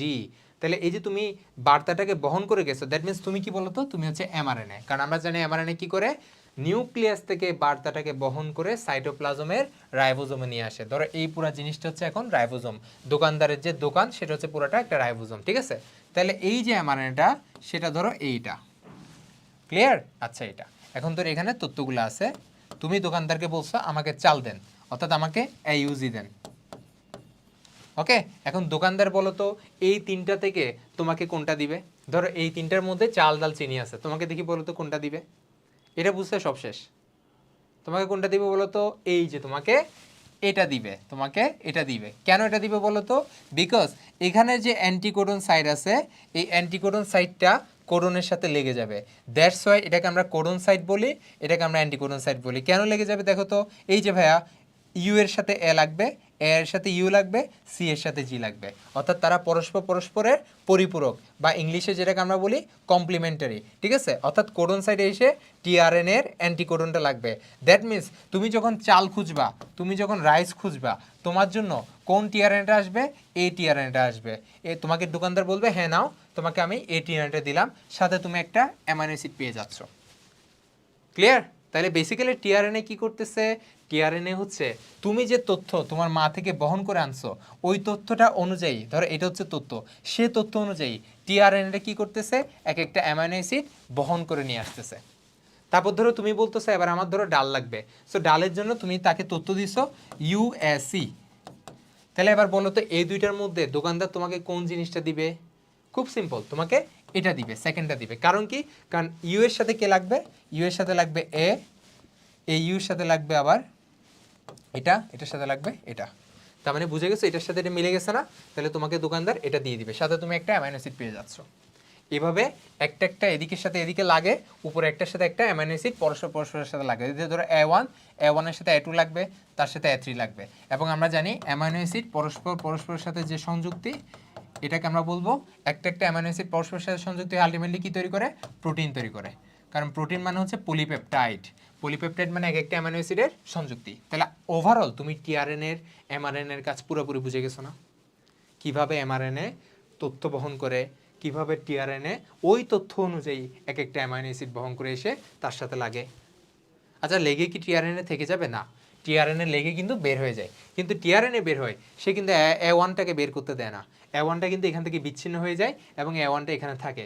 A1 এর সাথে A2 লাগে, A2 এর সাথে A3 লাগে। এই কাজগুলো সবগুলো কোথায় হয় বলো তো? রাইবোজোমের মধ্যে। এবং আমরা জানি দ্যাটস হয় এই যে A1 এর সাথে A2 তার সাথে A3 এই পুরোটা চেইনটা কি ফর্ম করে? একটা প্রোটিন তৈরি করে। এই প্রোটিনটাকে আমরা বেসিক্যালি কোথায় তৈরি হয় বলতেছিলাম? রাইবোজোমে। দ্যাটস হয় রাইবোজোমকে আমরা কি বলতেছিলাম? প্রোটিন সংশ্লেষণের স্থান বলতেছিলাম। পুরা ক্লিয়ার হয়েছে না? আচ্ছা, এভাবে করে জিনিসগুলো আমরা বোঝার ট্রাই করব। তাহলে আমরা কিন্তু ভাইয়া পুরা আরএনএ বুঝে গেছি, পুরা ডিএনএও বুঝে গেছি, ডিএনএর মডেলও আমরা আঁকতে জানবো আজকে থেকে, এবং কিভাবে মডেলটাকে আমরা লিখবো সেটাও আমরা সব পড়ে গেছি। এবার পরীক্ষায় ডিএনএ এবং আরএনএর পার্থক্য, এটা একটা 5 স্টার টপিক, বাট এখানে বোঝানোর কিছু নাই, তুমি কিন্তু সব পারবা। আমি এতক্ষণ যেগুলো পড়াইছি এগুলো যদি একটু মাথায় ঢুকাও তাহলে তুমি সব পারো। দেখো, দ্বিসূত্রক, পেঁচানো, ঘোরানো সিঁড়ির মতো, কিন্তু এটা তো ঘোরানো না, এটা এক সূত্রক। এখানে ডিঅক্সিরাইবোজ থাকে, এখানে রাইবোজ থাকে, এখানে হচ্ছে পাইরিমিডিন বেসের মধ্যে থায়ামিন থাকে, আবার এখানে পাইরিমিডিনের মধ্যে কি থাকে? ইউরাসিল থাকে। ডিএনএ অন্য কোনো প্রকারভেদ নাই। এটা হচ্ছে কয় প্রকার? 5 প্রকার বলে ফেলছি। প্রতিলিপনের মাধ্যমে নতুন ডিএনএ তৈরি হয়, এটা নিয়ে আবার ব্যাখ্যা একটু পরেই দিচ্ছি। আর আরএনএ তৈরি হয় ডিরেক্ট নতুনভাবে সৃষ্টি হয়, এটা একটু মুখস্থ রাখবা, এটা উৎপত্তিটা মুখস্থ রাখবা। ডিএনএ আরেকটা তৈরি হয় রেপ্লিকেশনের মাধ্যমে, কিন্তু আরএনএ রেপ্লিকেশন হয় না, আরএনএ পুরোপুরি নতুনভাবে সৃষ্টি হয়। আচ্ছা, তারপর তো জানি ডিএনএ সবচেয়ে বেশি কোথায় থাকে? ক্রোমোজোমে থাকে। আরএনএ সবচেয়ে বেশি কোথায় থাকে? সাইটোপ্লাজমে থাকে, 90% থাকে, তাই না? আচ্ছা, ডিএনএ এর কাজ কি? আরএনএ এর কাজ কি? প্রোটিন তৈরি করা, আমরা জানি। ঠিক আছে, ডিএনএ বংশগতি চরিত্র বহন করে, আর আরএনএ হচ্ছে নর্মালি বংশগতি চরিত্র বহন করে না, এক্সেপ্ট কে? ভাইরাস। ওই যে টিএমভি ভাইরাস পড়াইছি না, টোবাকো মোজাইক ভাইরাস। সো ভাইরাসের ক্ষেত্রে তোমার বংশগতি মেনটেন করে আরএনএ, কারণ ভাইরাস সবচেয়ে দুর্বল জিনিস। ঠিক আছে, সো এগুলো একটু পড়ে নিবা, বইয়ে পার্থক্যগুলো আছে। অ্যাটলিস্ট তোমাকে যদি ঘতে দেয়, সাপোজ ধরো 4 একটা কোয়েশ্চেনে দিল, তোমার অবশ্যই 8টা থেকে 10টা পয়েন্ট দিতেই হবে যদি তুমি 4-এ 4 পেতে চাও। এগুলো এখন থেকে মাথায় রাখো, ঠিক আছে? বাট পার্থক্য তো তুমি পারবা। এই এতক্ষণ যে পড়াইলাম, তুমি যে পার্থক্যটা না পারো তাহলে তো আমি একদমই সার্থক না, তাই না? আচ্ছা, তাহলে ভাই এবার আমরা আমাদের চ্যাপ্টারের লাস্টের দিকে চলে আসছি। এবার হচ্ছে আমরা রেপ্লিকেশন পড়বো, ট্রান্সক্রিপশন পড়বো, ট্রান্সলেশন পড়বো, এবং তারপরে জেনেটিক কোডটা পড়বো। তাহলে আমাদের পুরো চ্যাপ্টার কিন্তু শেষ। আচ্ছা, ওকে, এবার হচ্ছে আমরা রেপ্লিকেশনটা পড়বো। ভাইয়া রেপ্লিকেশন মানে কি? রেপ্লিকা তৈরি করি বলি না, মানে কি? একটা প্রতিলিপি তৈরি করি। ধরো আমি আমার মতো ধরো আরেকটা তানজিম এখানে দাঁড়ায় আছে, তাহলে ও হচ্ছে আমার রেপ্লিকা, তাই না? আচ্ছা, সো ডিএনএ এর ক্ষেত্রে বেসিক্যালি একটা ডিএনএ থেকে নতুন আরেকটা ডিএনএ তৈরি হয় রেপ্লিকেশন পদ্ধতিতে। তার মানে রেপ্লিকেশন জিনিসটা কি? রেপ্লিকেশন জিনিসটা হচ্ছে ডিএনএ থেকে আবার আরেকটা ডিএনএ, এটাকে আমরা বলি রেপ্লিকেশন। কথা হলো ভাইয়া, রেপ্লিকেশনের দরকারটা কি? দেখি, এটা আমাকে ভেবে বলো, কেন আমার রেপ্লিকেশন দরকার? তোমার কি মনে হয় কেন রেপ্লিকেশন দরকার? সিম্পলি বলো, পড়ছো কিন্তু পারবা? আচ্ছা, আমি বলি, সেটা হচ্ছে ডিএনএ রেপ্লিকেশন দরকার হয় কারণ কি জানো? কোষ বিভাজনের সময় একটা কোষ থেকে আরেকটা কোষ তৈরি হচ্ছে না, তার মানে ডিএনএ একটা থেকে আরেকটা আমার নতুন ডিএনএ লাগতেছে না। তাইলে এই যে একটা ডিএনএ থেকে আরেকটা ডিএনএ তৈরি হচ্ছে, দ্যাট মিনস আমি যদি রেপ্লিকেশন না করি তাহলে একটার যে জেনেটিক ম্যাটেরিয়াল বা বৈশিষ্ট্য আছে, ধর একটা কোষ দেখতে এরকম, তো আমি যদি ডিএনএ রেপ্লিকেশন করে এই বৈশিষ্ট্যটা আরেকটা ডিএনএতে না দিই, আরেকটা কোষে না দিই, তাহলে ওই কোষটা আর এই কোষটা কি দেখতে একরকম হবে? হবে না। তার মানে কোষের বিভাজনের জন্য অবশ্যই বিভাজনের আগে আমার কি করতে হবে? রেপ্লিকেশন করতে হবে। যদি রেপ্লিকেশন না করি তাইলে আমি এখানে লিখে দিই, যদি রেপ্লিকেশন না করি তাইলে আমরা জেনেটিক ম্যাটেরিয়ালগুলা সেল টু সেল ট্রান্সফার করতে পারবো না।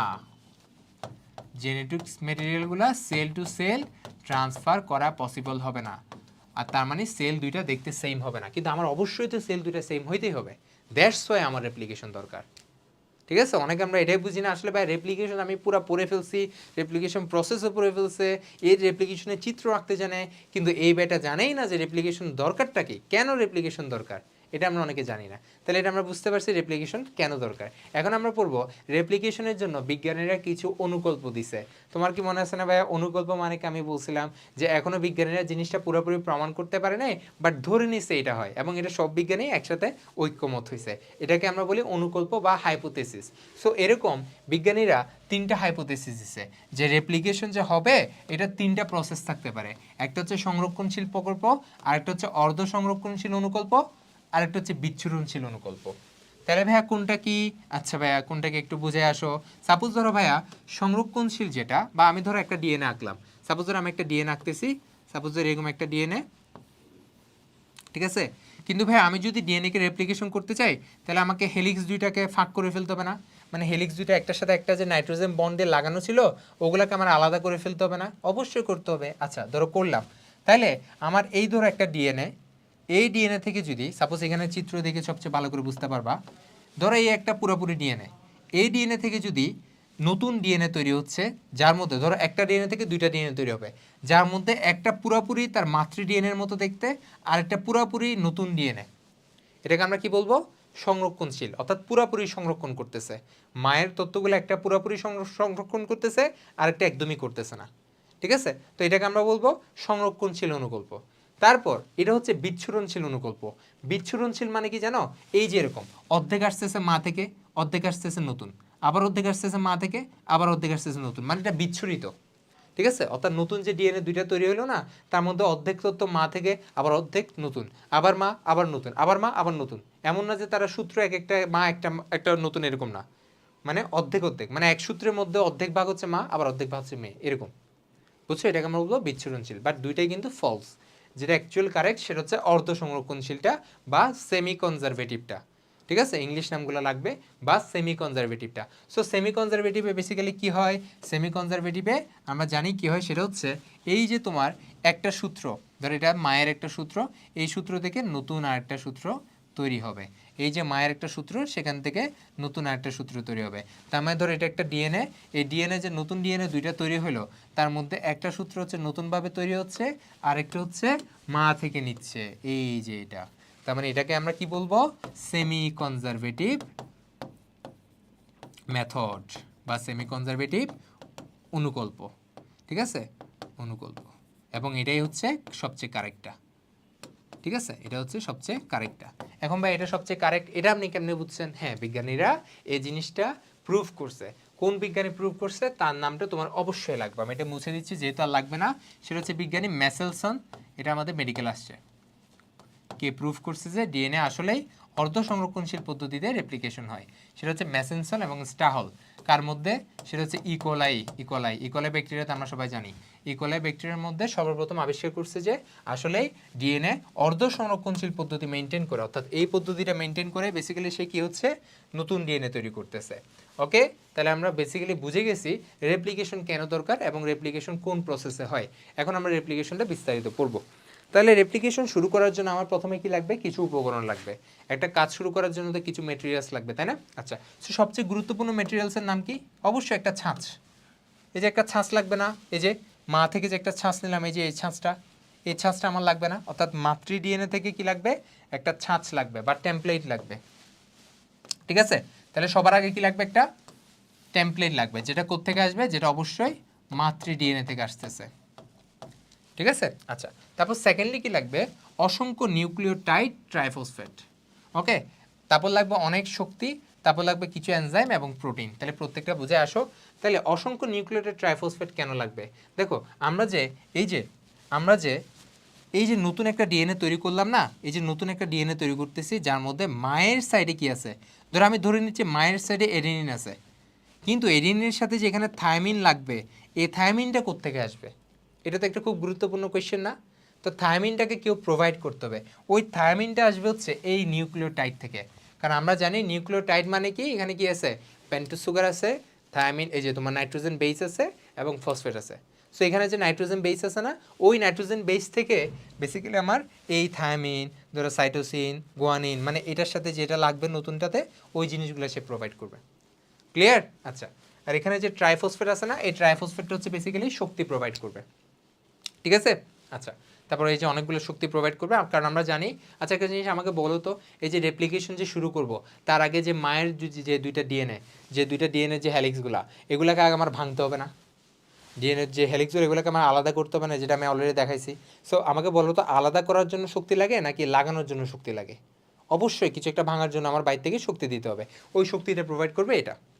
এবং সবার লাস্টে পড়তে হবে, এই যে আমার নতুন একটার সাথে একটা বন্ড দিয়ে লাগতেছে, নতুন একটা হেলিক্স তৈরি হচ্ছে, এত কিছুর জন্য আমার কিছু জিনিস লাগবে না, যে সাপ্লায়ার লাগবে না, সাপ্লায়ার যে সাপ্লাই করবে, এই সাপ্লায়ার হচ্ছে এনজাইম।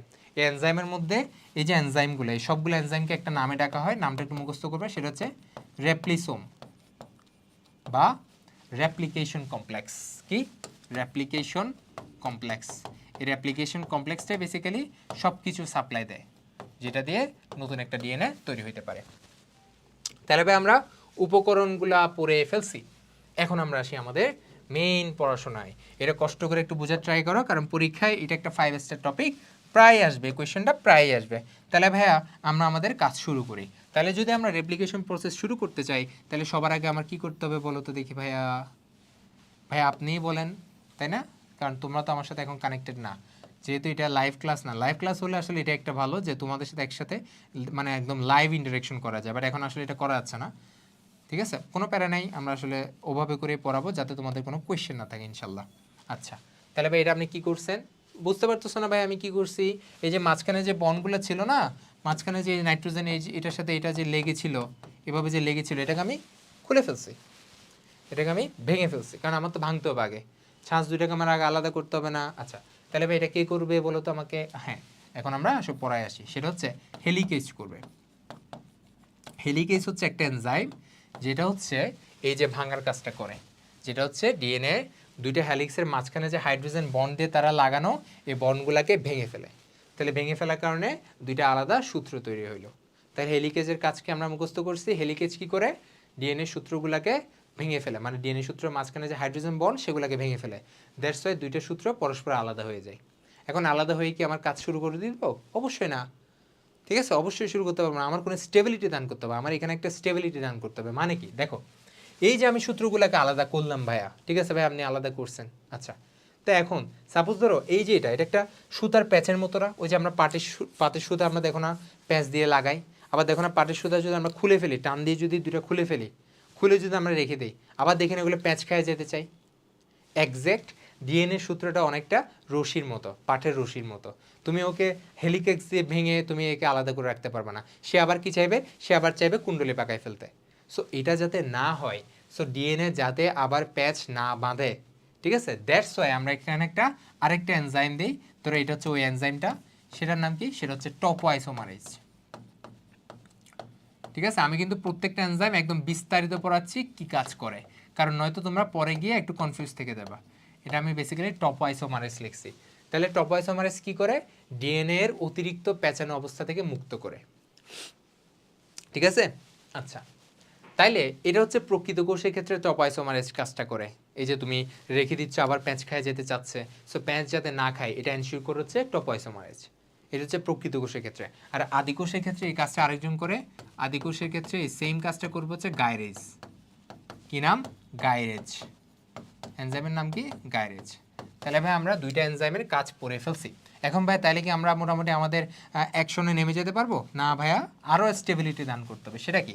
সেটা হচ্ছে এখানে আরও কিছু কমপ্লেক্স লাগানো থাকে, এখানে আরও এনজাইম লাগানো থাকে। এগুলো কি এনজাইম ভাইয়া? এই এনজাইমগুলোর নাম হচ্ছে এসএসবিপি। এটার কাজ কি ভাইয়া? এনজাইমটা কি আবার? হ্যাঁ বলতেছি, প্যারা নাই। সেটা হচ্ছে একে তো তুমি তাদেরকে যাতে অতিরিক্ত না পেঁচায় সেজন্য টপোআইসোমারেজ কাজ করতেছে, কিন্তু তাও এনাফ না। ওরা কি চাই জানো? ওরা হচ্ছে আগের দশায় চলে যেতে চায়। মানে কি? ওরা চায় এই যে বন্ড, এই যে দুইটা হ্যালিক্স, তাদের মাঝখানে যাতে আবার কি তৈরি হয়ে যাক? হাইড্রোজেন বন্ড তৈরি হয়ে যাক। সো যাতে হাইড্রোজেন বন্ড তৈরি হইতে না পারে, দ্যাটস ওয়াই, অর্থাৎ যাতে সিঙ্গেল স্ট্র্যান্ডটা সিঙ্গেল স্ট্র্যান্ডই থাকে, দ্যাটস ওয়াই এই এনজাইমটা কাজ করে।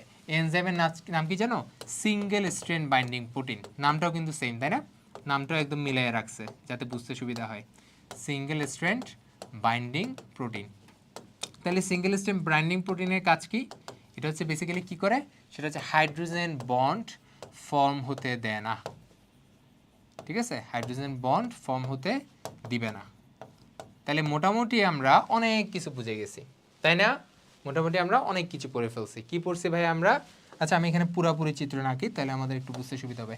এটা তো আমরা একটা পাক করছি, এই যে এখানে আবার আমরা তো জানি আবার এরকম থাকে, এরকম থাকে, তাই না? এরকম করে থাকে, মানে আমরা বেসিক্যালি এই জায়গাটাকে আমরা হেলিকেজ দিয়ে খুলছি এবং বাদবাকি কাজগুলো করতেছি। তাহলে আপাতত আমরা তিনটে এনজাইমের কাজগুলো পারবো না, একদম বুঝছি না। টপআইসোমারেজ কি করে, এসএসবিপি কি করে, গাইরেজ, এই যে হেলিকেজ সবার আগে কি করছে, সব বুঝছি। আচ্ছা এখন একটা জিনিস আমার জানতে হবে, কয়েকটা নাম আছে দেখো। এই যে সাপোজ এই যে এই পয়েন্টটা সাপোজ এই পয়েন্টটা দেখো ভাইয়া, এই পয়েন্ট থেকে হেলিকেজ তার ভাঙার কাজটা শুরু করছে না? তাহলে যেখান থেকে রেপ্লিকেশনের কাজ শুরু হয় সেখানে একটা নাম আছে, এটাকে আমরা বলি অরি। তাহলে অরি কাকে বলে পারবা? অরি হচ্ছে যেখান থেকে রেপ্লিকেশনটা শুরু হয়, অর্থাৎ এই জায়গা থেকে। ক্লিয়ার? আচ্ছা তারপর এই যে দেখো হেলিকেজ কোন দিকে যাচ্ছে, হেলিকেজ হচ্ছে এদিক থেকে এদিকে যাচ্ছে, ভেঙে ভেঙে সে এদিক থেকে এদিকে যাচ্ছে। ওকে ভাই বুঝতে পারছি। তাহলে এই যে এই হেলিকেজ যে ভেঙে ভেঙে এদিকে যাচ্ছে, তাহলে এই জায়গাটা দেখো, অর্থাৎ এখানেও কিন্তু আবার কি পেঁচানো, আবার এখানেও পেঁচানো, মাঝখানে খোলা। তাহলে এই জায়গাটা একটু চিন্তা করো তো দেখি তোমরা, এই যে এই জায়গাটা এটা হচ্ছে অনেকটা এরকম লাগতেছে না? এরকম লাগতেছে না? মানে এদিকে ফিক্স আছে আবার এদিকে এম করে খুলে গেছে। তাহলে এই জায়গাটা অনেকটা কিসের মতো লাগতেছে আমাকে বলো তো? এই জায়গাটা অনেকটা ওয়াই অক্ষরের মতো লাগতেছে, বা আমরা এই জায়গাটাকে বলতে পারি রেপ্লিকেশন ফর্ক। তাই না? এটা অনেকটা রেপ্লিকেশন ফর্কের মতো লাগতেছে না? অনেকটা ওয়াই শেপে লাগতেছে না? এই যে এটাকে ওয়াই শেপে লাগতেছে না? ওয়াই। সো এটাকে আমরা বলবো রেপ্লিকেশন ফর্ক, এই এরিয়াটাকে। ক্লিয়ার? আচ্ছা তারপর দেখো, ধরো ডিএনএ এদিকেও পেঁচানো এদিকেও পেঁচানো, মাঝখানে এটা ফোলা। তাহলে এই জায়গাটাকে আবার একটা নামে ডাকি, এই টোটাল জায়গাটাকে আমরা বলতে পারবো রেপ্লিকেশন বাবল। অনেকটা বাবলের মতো শেপ করে আছে না, এই যে ফোলা বাবলের মতো, দ্যাটস এটাকে আমরা বলবো রেপ্লিকেশন বাবল। ওকে, তাহলে আমরা তিনটা নাম কি বুঝতে পারছি, কেন তিনটা নাম কিভাবে ডাকে, এবং এগুলো খোঁজার জন্য গুরুত্বপূর্ণ অনুধাবনমূলক কোয়েশ্চেন এটা আসে। আচ্ছা এখন ভাই একটা কোয়েশ্চেন হচ্ছে, ভাইয়া দেখো আদিকোষ আর প্রকৃত কোষের মধ্যে একটা কাহিনী হয়, সেটা কি জানো? দেখো আদিকোষের ডিএনএ কিরকম থাকে আমরা জানি, আদিকোষের ডিএনএ কাইন্ড অফ এরকম থাকে, গোলাকার, অনেকটা গোলাকার থাকে, তাই না? ধরো এরকম থাকে। সো আদিকোষের ক্ষেত্রে আমার রেপ্লিকেশন যদি শুরু হয়, সেটা ধরো যে কোনো একটা জায়গায় শুরু হবে, একটা জায়গায় শুরু হয়ে সে পুরো ঘুরে এসে আবার সেম জায়গায় শেষ করে ফেলবে। অর্থাৎ আদিকোষের ক্ষেত্রে রেপ্লিকেশন শুরু হয় যে কোনো এক জায়গায়, কিন্তু প্রকৃত কোষের ক্ষেত্রে রেপ্লিকেশন কি ওভাবে শুরু হতে পারবে না? কারণ প্রকৃত কোষের ডিএনএ কিরকম থাকে, এই যে এরকম থাকে, সাপোজ ধর এটা ডিএনএ, ঠিক আছে? সো প্রকৃত কোষের ক্ষেত্রে ডিএনএ থাকে বৃত্তাকার না, সো লম্বা। সো সেজন্য প্রকৃত কোষের ক্ষেত্রে রেপ্লিকেশনটা শুরু হয় একসাথে অনেক জায়গায়, বুঝছো? সাপোজ এই জায়গায় আমার রেপ্লিকেশন শুরু হইলো, এই জায়গায় রেপ্লিকেশন শুরু হইলো, এখানেও শুরু হইলো, আবার মাঝখানে আগের মতো আছে। সো ধরো এই জায়গায় আমার রেপ্লিকেশনটা শুরু হইলো, সাপোজ এই জায়গায় রেপ্লিকেশনটা শুরু হইলো, ধরো এই জায়গায় রেপ্লিকেশন শুরু হইলো, তাহলে এই জায়গায় একটু ফোলা লাগতেছে, আবার এখানে আগের মতো, আবার এই জায়গায় রেপ্লিকেশন শুরু হলো, এটা একটু ফোলা লাগতেছে। সো এখানে ফোলা যে লাগতেছে, এটাকে আমরা কি বলবো? রেপ্লিকেশন বাবল বলবো। তুমি কি ক্লিয়ার? ঠিক আছে, এটা একটা এমসিকিউ আসছে, সেটা হচ্ছে তোমার বই আছে দেখবা, ড্রসোফিলা মাছি, ওই মাছির যে রেপ্লিকেশন সেটা একসাথে 50,000 জায়গায় শুরু হয়। তাহলে আমরা যে হালকা পাতলা চিন্তা করতেছি, বিষয়টা কিন্তু হালকা পাতলা না, একসাথে অনেক জায়গায় শুরু হয়। কারণ আমার তো কাজ শেষ করা লাগবে, আমরা যদি একদিক থেকে শুরু করে আস্তে আস্তে যাই তাহলে কি হবে না, আমার একসাথে বিভিন্ন জায়গাতে শুরু করতে হবে যাতে আমার আর্লি কাজটা শেষ হয়। ক্লিয়ার? আচ্ছা অনেক কিছু বুঝাই ফেলতেছি, কিন্তু আমরা এখন আসল চিত্র না আঁকি নেই। তাহলে আপাতত এই যে তিনটা এনজাইমের কাজ তো আমরা বুঝে গেছি, নামগুলো আমরা পড়ে ফেলছি, ঠিক আছে? আচ্ছা এবার দেখো আমরা আমাদের পরের ধাপে যাই। এবার হচ্ছে আমরা আসল চিত্র না আঁকি, সেটা হচ্ছে আমরা, এটা তো আমার পরীক্ষায় হচ্ছে বেসিক্যালি এই চিত্র আঁকতে হবে, এরকম করে আমরা নিজেরাও একটু আঁকার ট্রাই করে আসো। সেটা হচ্ছে আমরা আসি, দেখো সুন্দর করে আঁকি, ধরো এরকম করে দিলাম, ওকে আচ্ছা এরকম করে দিলাম, ঠিক আছে? আচ্ছা এরকম করে দিলাম, সাপোজ আমরা এরকম করে দিই, অর্থাৎ আমরা বেসিক্যালি হেলিকেজ দিয়ে আলাদা করে ফেলছি। ধরো এদিকে আমি আর আঁকি নেই, ধরো এটাকে আমি এভাবে করে দিতে পারি, সমস্যা নাই, এভাবে করে দিতে পারি, এটা এভাবে আসছে, আমরা তো জানি কি হবে, এভাবে করে এভাবে যাবে, এর দিক থেকে এভাবে যাবে, ঠিক আছে? এটা আমি আর আঁকতেছি না আর কি, জাস্ট বুঝাচ্ছি। ওকে, তাহলে বেসিক্যালি এটা আমরা মেইন চিত্র আঁকতেছি, এখন আমরা পুরো প্রসেসটা ইনশাল্লাহ শেষ করে ফেলবো। তারপর ধরে হেলিকেজ দিয়ে এটাকে আমরা আলাদা করছি, এটাকে আমরা রেপ্লিকেশন বাবল বলতেছি টোটাল এরিয়াটাকে। তারপর ধরে এবার আমরা আঁকি শুরু। তাহলে এইগুলাকে আমরা বিভিন্ন কোডন দিয়ে নামকরণ করতেছি। সাপোজ ধর আমি কোডন নামকরণ করলাম, কোনো প্যারা নাই, করতেছি, ধরো করতেছি এ জি ইউ সি, তারপর এ জি সি এ জি সি এ দিলাম, প্যারা নাই। ধরো আমি বিভিন্ন কোড দিয়েছি, আমার ইচ্ছা, তাই না? আচ্ছা তারপর আমি কি করবো এবার দেখো, এই যে দেখো এবার আমরা আমাদের কাজটা শুরু করব। দেখো তাহলে এবার আমরা মার্কিংটা করতে হবে, অর্থাৎ দেখো এই যে প্রান্তটা এদিক থেকে এদিকে যাচ্ছে, এই যে সূত্রটা, এটা আমাকে বলো তো কত থেকে কত মুখী? এটা হচ্ছে মাথায় রাখবা 3 থেকে 5 মুখী। তাহলে এই সূত্রটা কত থেকে কত মুখী? 3 থেকে, অর্থাৎ 3 প্রাইম থেকে 5 প্রাইম মুখী। তাহলে বলো তো নিচের যে সূত্র সেটা কত থেকে কত মুখী হবে? সেটা হচ্ছে 5 প্রাইম থেকে 3 প্রাইম মুখী। তাহলে ক্লিয়ার এটা? আচ্ছা, তাহলে একটু চিত্র আমরা আঁকছি এবং হেলিকেজ দিয়ে আলাদা করছি, বাদবাকি কাজগুলো আমরা করতেছি, কোনো প্যারা নেই। এখন আমরা পড়বো আমাদের সামনের কাজগুলো পড়বো। এখন আমরা কে কি করে না করে সেটা পড়বো। সেটা হচ্ছে আমার বেসিক্যালি এখন কি করতে হবে দেখি আমাকে বলো তো। আমার বেসিক্যালি এখানে একটা নতুন আমার স্ট্রেন যুক্ত করতে হবে, তাই না? ধরো আমার এখানে একটা নতুন একটা স্ট্রেন যুক্ত করতে হবে, সাপোজ এটা দিয়ে আঁকি। আচ্ছা, নতুন একটা আমি স্ট্রেন যুক্ত করব। এখন এই নতুন স্ট্রেন যুক্ত করার জন্য আমার আপাতত একটা ইনিশিয়েট একটা কি করতে হবে, একটা ফান্ডামেন্টাল তৈরি করতে হবে, একটা আপাতত একটা গঠন তৈরি করতে হবে। এটা তোর একটা সূত্র যেটা আলটিমেটলি এভাবে করে করে লাগবে।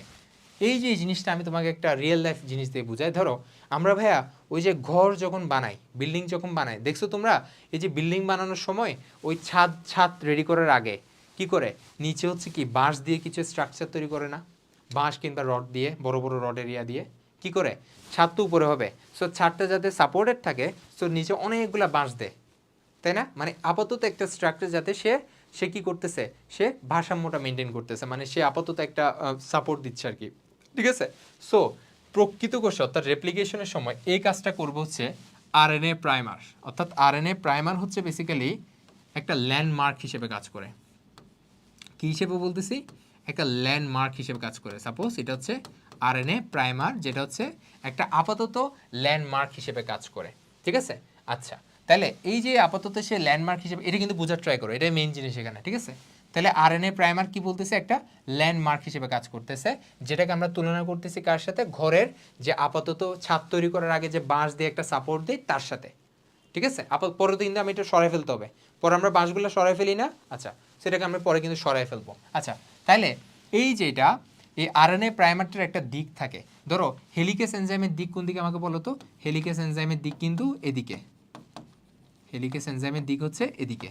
তাইলে এই যে আরএনএ প্রাইমারের যে দিকটা সেটা কি হবে আমাকে বলো তো? ধরো এটা 3 to 5 প্রাইম, তাই না? আচ্ছা, সো এটা হবে কিরকম জানো? এটা হচ্ছে আমাদের হবে 5 থেকে 3 প্রাইম। এখন কোয়েশ্চেন হচ্ছে 5 থেকে 3 প্রাইম কেন? কারণ তোমার বইয়ের মধ্যে একটা লাইন আছে, দেখো আরএনএ প্রাইমার কি করতে পারে? আরএনএ প্রাইমার শুধুমাত্র 3 প্রাইম প্রান্তে নিউক্লিওটাইড যুক্ত করতে পারে। এই লাইনটা তোমার বইয়ে আছে, তাহলে এই লাইনটা আমি একটু লিখে দিই। সেটা হচ্ছে মাথায় রাখবা, আরএনএ প্রাইমার কি করে? আরএনএ প্রাইমার এটা হচ্ছে প্রাইমেস এনজাইমকে ইউজ করে, প্রাইমেস এনজাইমের সাহায্যে সে কি করে 3 প্রাইম প্রান্তে একটা একটা করে 3 প্রাইম প্রান্তে বা 3 প্রাইম ওএইচ প্রান্তে একটা একটা করে নিউক্লিওটাইড যুক্ত করে দেয়। এই লাইনটা দেখবা তোমার বইয়ে আছে, এটা একটু ফোকাস করো লাইনটা। দ্যাট মিন্স আমরা যদি এখানে একটা আরএনএ প্রাইমার বসাই, তাহলে আরএনএ প্রাইমার যদি এদিকে যদি 3 to 5 প্রাইম হয়, তাহলে আরএনএ প্রাইমারের দিক কোন দিকে হবে বলো তো? 5 থেকে 3 প্রাইম, কারণ আমরা তো জানি এদিক থেকে এদিকে যাব। আমরা যাচ্ছি কোন দিকে? এদিক থেকে এদিকে। তাহলে আমার এই পাশে 3, কারণ আমার তো নিউক্লিওটাইড লাগাইতে হবে কোন দিকে? এদিক থেকে এদিকে যাওয়া লাগবে না, লাগিয়ে তার মানে এই পাশটা হবে 3 প্রাইম। ক্লিয়ার? আচ্ছা, তাহলে সে যেহেতু এই পাশটা 3 প্রাইম, তাহলে তো সে কি করবে? একটা একটা করে কন্টিনিউয়াসলি লাগায় সামনের দিকে চলে যেতে পারবে। ক্লিয়ার? আচ্ছা, কেন বোঝাচ্ছি এটা? কারণ নিচেরটা দিয়ে বোঝাবো। তাহলে ধরো উপরেরটার ক্ষেত্রে যেহেতু এই পাশটা হচ্ছে 3 প্রাইম আর এই পাশটা 5 প্রাইম, সো তারা একটা একটা পরিপূরক হয়ে যাচ্ছে। যেহেতু এদিকে 3 এদিকে 5, তাহলে তারা একটা একটা পরিপূরক হয়ে যাচ্ছে এবং ওই অনুযায়ী তারা লাগতে পারবে। একটু তো ক্লিয়ার? কারণ হেলিকেজ ভাঙস হচ্ছে এদিকে, কিন্তু নিচেরটার দিকে আসি, অর্থাৎ এটা তো একটা সূত্র, এটা আরেকটা মাতৃ সূত্র। নিচের সূত্রের ক্ষেত্রে কি হয় আমরা একটু দেখি। তাহলে নিচের সূত্রের ক্ষেত্রে আবার আগের মতো একটা ধরো আরএনএ প্রাইমার আসলো, নিচের সূত্রে একটা আরএনএ প্রাইমার আসছে। এবার একটা ঝামেলা হয় কি জানো? দেখো এটার ক্ষেত্রে তো আরএনএ প্রাইমার কি থাকবে? এদিকে 5 প্রাইম থাকবে, যেহেতু এই উপরেরটার সাথে মেনটেন করবে, এদিকে 3 প্রাইম থাকবে। কিন্তু এখানেই আসল ঝামেলা। কি ঝামেলা জানো? দেখো এদিকেও 5 প্রাইম, এদিকেও 5 প্রাইম, ঠিক আছে? কিন্তু আমরা তো জানি কি, আমার এই যে তোমার আরএনএটা, মানে এই যে তোমার আরএনএ প্রাইমারটা, সেটা কি করে 3 প্রাইম প্রান্তে এক একটা কি যুক্ত করবে? 3 প্রাইম প্রান্তে এক একটা নিউক্লিওটাইড যুক্ত করবে। দ্যাট মিন্স আমি এদিক থেকে যে এদিকে যাব, যাওয়ার কি কোনো ওয়ে আছে দেখে আমাকে বলো তো? কারণ আমার তো বিপরীতমুখী হইতে হবে, তাই না? আমার তো বিপরীতমুখী হইতে হবে, তাহলে বেসিক্যালি আসবে কোন দিকে? তাহলে বেসিক্যালি আসবে এদিক থেকে এদিকে। বুঝছো জিনিসটা? মানে এটার ক্ষেত্রে যদি এদিক থেকে এদিকে যাই আরএনএ প্রাইমারটা, তাহলে এটার ক্ষেত্রে কোন দিকে আসবে? এদিক থেকে এদিকে আসবে। কারণ আমার তো জানি আমার সূত্র কী হইতে হবে? বিপরীত হইতে হবে।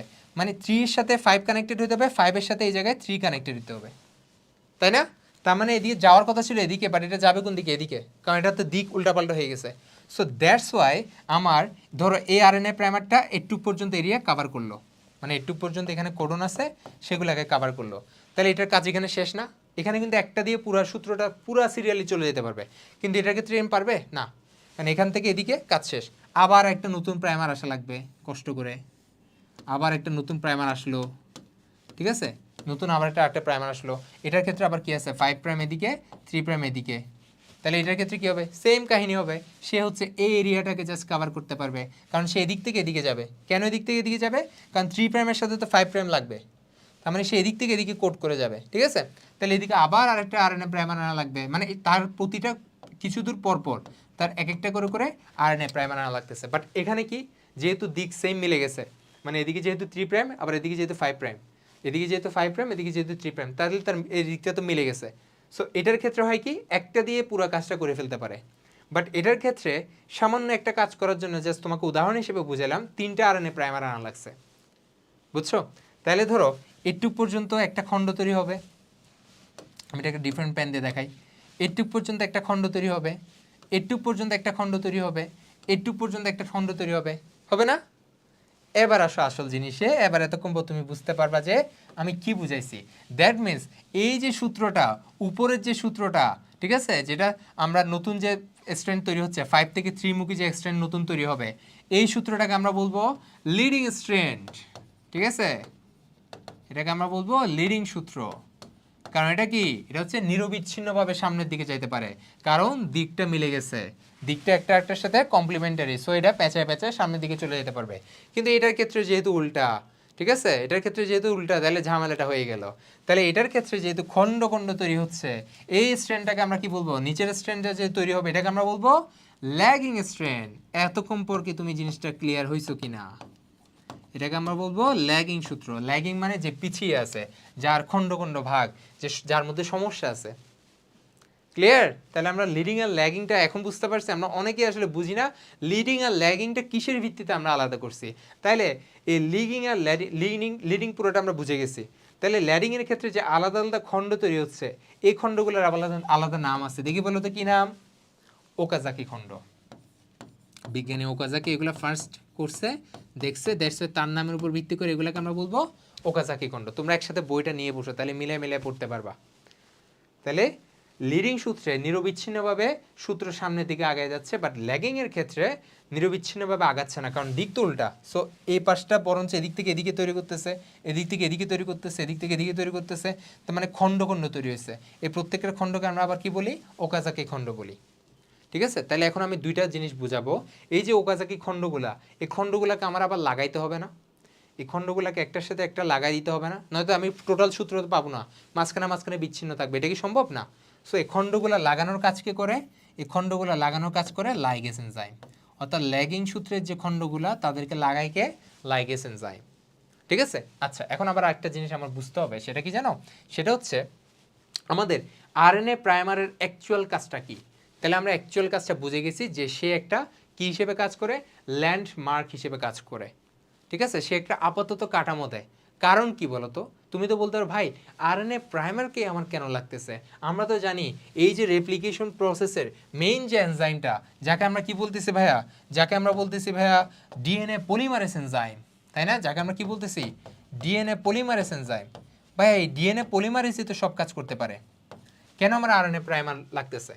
কারণ আমরা তো জানি এই যে নিউক্লিওটাইড যে সাপ্লাই দেয়, অর্থাৎ এ এর জন্য এখানে কি আসবে বলো তো? এ এর জন্য টি আসবে, জি এর জন্য সি আসবে, ইউ এর জন্য এ আসবে। এই যে নিউক্লিওটাইডগুলা, এগুলা কে সাপ্লাই দেয় ভাই? আমি জানি এগুলা ডিএনএ পলিমারেজ সাপ্লাই দেয়।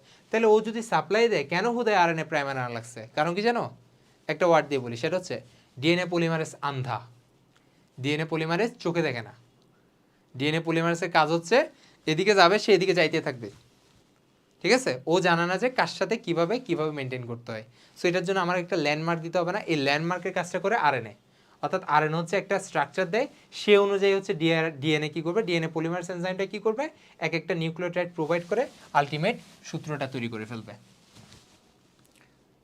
এখন ভাই পুরা আমরা রেপ্লিকেশন প্রসেসটা ক্লিয়ার হয়ে গেছে না? আমি কিন্তু অনেক ডিপ ওয়েতে পুরো ডিপলি জিনিসটাকে বুঝাইছি। চাইলে আমি সুপারফিশিয়াল পরীক্ষা কিভাবে তুমি আনসার করবা, পরীক্ষায় কী জিনিস লাগবে এটাতে আমি বুঝাই দিতে পারতাম, কিন্তু এটাতে তোমার কনফিউশন থেকে যাবে। দ্যাটস আমি প্রত্যেকটা লাইন বোঝানোর ট্রাই করছি। তাহলে বুঝছো না বেসিক্যালি ডিএনএ পলিমারেজ নিজে কেন একা পুরো কাজটা সম্পূর্ণ করতে পারে না, কেন তাকে আরএনএ প্রাইমার লাগে? বুঝছি। আচ্ছা, এখন আবার আমাকে একটা কথা বলো, ডিএনএর মধ্যে কি আরএনএ থাকা সম্ভব? না। তাহলে যেই মাত্র ল্যান্ডমার্কের কাজটা শেষ, যেই মাত্র ঘরের আমার ছাদ তৈরি শেষ, তখন আমার নিচের বাঁশগুলো সরাই ফেলতে হবে না? অবশ্যই। তাহলে এই বাঁশগুলোকে অর্থাৎ আরএনএ প্রাইমারগুলোকে আমার এগুলাকে সরাই ফেলতে হবে। এগুলা কি দিয়ে সরাই ফেলি জানো? এগুলো হচ্ছে আমরা ডিএনএ পলিমারেজ 1 দিয়ে সরাই ফেলি। তাহলে আরএনএ পলিমারকে সরানোর কাজ কে করে? কাজ শেষ হয়ে যাওয়ার পরে এগুলাকে সরানোর কাজ করবে, এগুলাকে সরানোর কাজ করবে আরএনএ ডিএনএ পলিমারেজ 1। কারণ আমরা জানি ডিএনএ পলিমারেজের মধ্যে 1 2 3 তিনটে আছে, তার মধ্যে ডিএনএ পলিমারেজ 1 হচ্ছে এগুলাকে সরাই দিবে কাজ শেষে, কারণ তখন তো অলরেডি আমার সূত্র তৈরি হয়ে গেছে। পুরো ক্লিয়ার না? এখন সব কিছু আমরা বুঝে গেছি না? তাহলে আমরা প্রত্যেকটা এনজাইম কোনটা কিভাবে কাজ করে পুরোপুরি বুঝে গেছি। এখন দেখি আমরা আপাতত হালকা পাতলা একটু পড়াশোনা করি। আচ্ছা, একটু পড়ি। তাহলে আমরা বইয়ের কথা অনুযায়ী পড়বো। বই কি আছে? এই যে ধাপ 1, ধাপ 1-এ কি থাকবে? ধাপ 1-এ ফার্স্টে অরি পয়েন্ট আছে, রেপ্লিকেশন ফর্ক আছে। রেপ্লিকেশন ফর্ক কোনটা বলো তো? এই যে এটা হচ্ছে রেপ্লিকেশন ফর্ক। এই যে এসএসবিপির কাজ আমরা জানি, এই যে ওকাজাকি খণ্ড কেন তৈরি হয়েছে আমরা জানি, ঠিক আছে? আচ্ছা, তারপর ধরো এখান থেকে হচ্ছে আমার কি হেলিকেজ হচ্ছে কি করবে, ভাঙার কাজ শুরু করতেছে, যে ভাঙার কাজ শুরু করতেছে, সব কিছু পারবো, ঠিক আছে?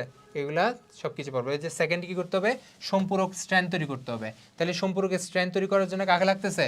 আরএনএ প্রাইমারকে লাগতেছে। প্রাইমার কি করতেছে? একটা শেপ দিয়ে দিচ্ছে, একটা কাঠামো দিয়ে দিচ্ছে, সে অনুযায়ী নিউক্লিওটাইড বসানোর কাজটা কে করতেছে? কে করতেছে বলো তো? ডিএনএ পলিমারেজ করতেছে, ঠিক আছে? মানে আরএনএ প্রাইমার একটা শেপ দিয়ে দিচ্ছে, একটা ল্যান্ডমার্ক দিয়ে দিচ্ছে, ডিএনএ পলিমারেজ সেই ল্যান্ডমার্ক অনুসরণ করে করে এক একটা নিউক্লিওটাইড, এই যে এগুলো হচ্ছে এক একটা বেস পেয়ার বা এগুলোকে এক একটা নিউক্লিওটাইডও বলতে পারি, কোনো প্যারা নাই। এই এক একটা নিউক্লিওটাইড প্রোভাইড করতেছে কে? ডিএনএ পলিমারেজ, ঠিক আছে? তারপর এই যে সূত্রটা আগাচ্ছে উপরেরটা, এটাকে আমরা বলবো লিডিং সূত্র। কেন লিডিং সূত্র পড়ছি মনে আছে? কারণ এই যে 3 প্রাইম প্রান্ত আর এদিকে 5 প্রাইম প্রান্ত, মানে তারা পরস্পর উল্টা উল্টা হওয়ার কারণে তারা পরস্পর কমপ্লিমেন্টারি হইতে পারে, বাট এটার ক্ষেত্রে এটা হইতে পারে না। সো এটার ক্ষেত্রে অনেকগুলো আরএনএ প্রাইমার আনা লাগে। সো যেহেতু অনেকগুলো আরএনএ প্রাইমার, তাহলে খণ্ড খণ্ডভাবে কি তৈরি হবে? ডিএনএ তৈরি হবে। এই প্রত্যেকটা খণ্ডকে আমরা কি বলতেছিলাম? ওকাজাকি খণ্ড বলতেছিলাম। এরপর আমার কি করতে হবে? ওকাজাকি খণ্ডগুলোকে লাগাইতে হবে না? লাগানোর কাজ কি করবে বলো তো দেখি? লাইগেজ এনজাইম করবে, ঠিক আছে? আচ্ছা, তারপরে এই আরএনএ প্রাইমারকে সরাবে কে কাজ শেষে? DNA polymerase 1 সরাবে। দেখছো, পরীক্ষা কিন্তু এই চিত্রটা আঁকতে হবে, এবং এই কোয়েশ্চেনটা খুব ইম্পর্টেন্ট। যেভাবে বুঝাইছে এভাবে যদি বুঝো, তুমি পুরো ক্লাসকে বুঝাইতে পারবা 100% শিওর থাকো, ঠিক আছে? কারণ এভাবে আসলে কেউ ফার্স্ট টাইম বুঝে না। সো তোমাকে যেহেতু তোমরা যেহেতু মাত্র এইচএসসিতে উঠছো, সো এখনই যদি এই জিনিসটা পুরোপুরি মাথায় ক্লিয়ার রাখো, তোমার পুরো এইচএসসি লাইফে কেউ আর এটা নিয়ে তোমাকে মানে কোয়েশ্চেন করতে পারবে না, এক কথা বলতে গেলে, ঠিক আছে? আচ্ছা, 3 নম্বর একটা কাজ আছে যেটা নিয়ে আমরা এখনো ব্যাখ্যা দিই না, সেটা হচ্ছে ভাইয়া সব কাজ শেষ, আমার নতুন ডিএনএ রেপ্লিকেশন করে নতুন ডিএনএ অর্ধ সংরক্ষণশীল পদ্ধতিতে তৈরি করা শেষ। এখন আমার একটা শেষ কাজ আছে, কি? সেটা হচ্ছে আমার এখন প্রুফ রিডিং করতে হবে এবং মেরামত করতে হবে। ভাই এটা কি? এই যে ভাইয়া আমি কন্টিনিউয়াস যে নিউক্লিওটাইড লাগাই যাচ্ছি, কই কন্টিনিউয়াস যে ভাইয়া একটা একটা করে, এই যে কন্টিনিউয়াস যে ভাইয়া একটা একটা করে নিউক্লিওটাইড আমি লাগাই যাচ্ছি, আমার তো ভাইয়া ভুল হইতে পারে। কিরকম ভুল ভাইয়া? বোঝা দিচ্ছি, প্যারা নাই। ভাইয়া আমার তো এরকম ভুল হইতে পারে যে ভাইয়া আমার এই যে ধরো এই ভুলটা হইতে পারে, ধরেন ভাইয়া আমার মাতৃসূত্রে আছে গুয়ানিন, তা আমার গুয়ানিনের জন্য কাকে লাগবে ভাইয়া? আমার হচ্ছে সাইটোসিনকে বসানো লাগবে, কিন্তু ধরেন ভাইয়া ভুল হয়ে কি বসে গেল? থায়ামিন বসে গেল। তাহলে এটা একটা ভুল না? এই জিনিসটাকে আমার প্রুফ রিড করতে হবে, অর্থাৎ ফ্যাক্ট চেক করতে হবে যে আসলে ডিএনএর মধ্যে আমি যে কাজ শেষ করছি কোনো ভুল আছে কিনা, ফাইনাল একটা চেক দিতে হবে, ঠিক আছে? এটাকে আমরা বলি ডিএনএ প্রুফ রিডিং। এবং রেপ্লিকেশনের ক্ষেত্রে ডিএনএর অটো মেকানিজম থাকে প্রুফ রিডিং করার, এটা সৃষ্টি করতে এভাবে দিয়েই দিছে। তার মানে দেখো, যেখানে গুয়ানিনের সাথে সাইটোসিন লাগবে সেখানে ধরো থায়ামিন লেগে গেছে, এই জিনিসটার একটা নাম আছে, এটাকে আমরা বলি মিসম্যাচ হয়েছে, অর্থাৎ ভুল হয়েছে। এবং এরকম ডিএনএর মধ্যে প্রতি 1000টা জিনের মধ্যে, প্রতি 1000টা নিউক্লিওটাইডের মধ্যে একটাতে হচ্ছে এই ভুলটা হইতে পারে, অর্থাৎ প্রতি 1000 পর পর একটা হচ্ছে এরকম ভুল হইতে পারে। ঠিক আছে, এই ভুলটাকে আমরা বলি মিসম্যাচ। এবং এই মিসম্যাচটা ঠিক করার জন্য কাকে লাগে? ওই গ্রুপের ডিএনএ পলিমারেজকে লাগবে। ডিএনএ পলিমারেজ কত কত? 1 আর 2। ঠিক আছে, 1 এবং 2 এই দুইটাকে লাগে। তাহলে ডিএনএ পলিমারেজ 1 এবং 2 এই মিসম্যাচটাকে অটোমেটিক্যালি ঠিক করে ফেলতে পারে এবং মেরামত করে ফেলে। ক্লিয়ার? পুরো ক্লিয়ার? আচ্ছা, কিন্তু মাঝে মধ্যে আমাদের ঝামেলা হইতে পারে। আচ্ছা, এটা পুরো কাজটা আমরা পড়ছি, কিন্তু মাঝে মধ্যে হয় কি, সবসময় কি তোমার প্রুফ রিডিং ঠিকভাবে করতে পারবে না? অনেক কাহিনী আছে, মাঝে মধ্যে ভুল হইতে পারে, কিংবা মাঝে মধ্যে পরিবেশের বিভিন্ন টক্সিক স্টিমুলেশনের কারণে, আমার বডির মধ্যে রেডিয়েশন প্রবেশ করার কারণে, দেহের মধ্যে কোনো একটা ক্যান্সারাস পদার্থ তৈরি হওয়ার কারণে এই যে জিনিসগুলোতে ভুল হইতে পারে। যখনই ভুল হবে তখন বিভিন্ন রকম ক্যান্সার দেখা দিতে পারে। যেমন একটা খুব গুরুত্বপূর্ণ ক্যান্সার হচ্ছে কোলন ক্যান্সার। রেপ্লিকেশন ভুলের কারণে একটা ক্যান্সার হইতে পারে, যেটাকে আমরা কোলন ক্যান্সার বলতে পারি। আরেকটা হইতে পারে স্কিন ক্যান্সার। এই স্কিন ক্যান্সারের আবার একটা নাম আছে, এটার একটা নাম হচ্ছে, যেটা আমাদের মেডিকেলে ডাকি আর কি, আমরা এটাকে জেরোডার্মা পিগমেন্টোসাম। ঠিক আছে, ছোপ ছোপ দাগ হয়ে যায় পুরো বডিতে, বুঝছি? আচ্ছা, তাহলে আমাদের মিসম্যাচ মাঝে মধ্যে ঠিক নাও হইতে পারে, তখন এই সমস্যাগুলো, বিভিন্ন রকম সমস্যা দেখা দিতে পারে। তাহলে ভাইয়া রেপ্লিকেশন কি তুমি পুরা ক্লিয়ার? একদম ক্লিয়ার হয়ে গেছো না? দেখো প্রত্যেকটা জিনিস বুঝাইছি। এ দেখো গাইরেজ কি কাজ করে? আদি কোষের ক্ষেত্রে খোলার কাজ করে, যেটা প্রকৃত কোষের ক্ষেত্রে কি করে? হেলিকেজ করে। টপআইসোমারেজ কি করে? টপআইসোমারেজ করে কি, যেটা আদি কোষে গাইরেজ করে সেটা প্রকৃত কোষে টপআইসোমারেজ করে। ঠিক আছে, এটা তো আমরা জানি। আচ্ছা, তারপর হেলিকেজ কি কাজ করবে? ভাঙার কাজ করবে। কি ভাঙবে? হাইড্রোজেন বন্ড ভাঙবে। এসএসবিপি কি করে? ওই যে ডাবল বন্ডগুলোকে লাগতে দেয় না, অর্থাৎ হাইড্রোজেন বন্ড ফর্ম করতে দেয় না। আচ্ছা, প্রাইমেজ কি তৈরি করবে? আরএনএ প্রাইমার তৈরি করবে। আচ্ছা, পারবো। ডিএনএ পলিমারেজ 3 কি করবে? 3 হচ্ছে নিউক্লিওটাইড যুক্ত করবে। ওই যে আমরা দেখতেছি না, ডিএনএ পলিমারেজ লেগে এক একটা নিউক্লিওটাইড এনে যুক্ত করতেছে, তারপর একটা ফাইনাল ডিএনএ তৈরি হয়েছে। সো এটা হচ্ছে ডিএনএ, স্পেসিফিকভাবে ডিএনএ পলিমারেজ 3 করবে। আর ডিএনএ পলিমারেজ 1 আর জাস্ট ডিএনএ পলিমারেজ 1 মাথায় রাখো। ডিএনএ পলিমারেজ 1 কি করবে? ওই যে আরএনএ প্রাইমার যে দিলাম, আরএনএ প্রাইমারকে বলছি না সরাই ফেলতে হবে, সরাই ফেলার কাজ কি করবে? ডিএনএ পলিমারেজ 1 করবে। আর লাগেজ কি করবে? ওই যে ওকাজাকি খণ্ডগুলোকে জোড়া লাগাবে। পুরা রেপ্লিকেশন কি তুমি ক্লিয়ার? কিভাবে চিত্র আঁকতে হবে তুমি ক্লিয়ার? হেলিকেজ বা যত এনজাইম আছে কিভাবে কাজ করে তুমি পুরোপুরি ক্লিয়ার না? বইয়ে যতগুলো টার্ম আছে এগুলোর মানে কি, আশা করি তাও তুমি ক্লিয়ার। ঠিক আছে, তাহলে রেপ্লিকেশন আমাদের একটু পর্যন্ত। ঠিক আছে, দেখে আমরা কিছু কোয়েশ্চেন আছে পারি কিনা। এটা আমাদের 19-এর কোয়েশ্চেন। দেখো এই যে দেখো এখানে আছে মাস্টার মলিকিউল কাকে? আমরা তো পড়ছি মাস্টার মলিকিউল কে? Nucleic acid. কিন্তু আমি তোমাকে বলছিলাম ডিএনএ কেও মাস্টার মলিকিউল বলা হয়। তাহলে এখানে যেহেতু নিউক্লিক অ্যাসিড নাই, এবং আমরা জানি নিউক্লিক অ্যাসিড এবং ডিএনএ দুইটাই যদি অপশনে থাকে, তুমি কাকে তাকাবা? অবশ্যই ডিএনএ তাকাবা, কারণ ডিএনএ তো সবচেয়ে স্পেসিফিকভাবে। নিউক্লিয়াস সাইডে কোনটা অনুপস্থিত? দেখি আমাকে বলো তো, নিউক্লিয়াস সাইডে কোনটা অনুপস্থিত? অবশ্যই ফসফেট, তাই না? আচ্ছা, এই দেখো কোন এনজাইমটি ডিএনএ কে অতিরিক্ত মাত্রায় পেঁচানো থেকে মুক্ত করে? কে বলো তো? টপআইসোমারেজ। ঠিক আছে, পারবা? আচ্ছা, তাহলে আমাদের বেসিক্যালি আমরা রেপ্লিকেশনটা আমাদের একটু পর্যন্ত। এখন হচ্ছে আমরা কি পড়বো বলো তো ভাইয়া? আমাদের আর দুইটা বাকি আছে। কি কি? এখন হচ্ছে আমাদের ট্রান্সক্রিপশন পড়া লাগবে, ট্রান্সলেশন পড়া লাগবে, তারপর আমরা জেনেটিক কোড নিয়ে হালকা পাতলা আলোচনা করব। ঠিক আছে, আচ্ছা, তাহলে আমরা আমাদের পরবর্তী ধাপে চলে আসি। এখন হচ্ছে আমরা ট্রান্সক্রিপশন আর ট্রান্সলেশনটা আলোচনা করব। ওকে, আচ্ছা।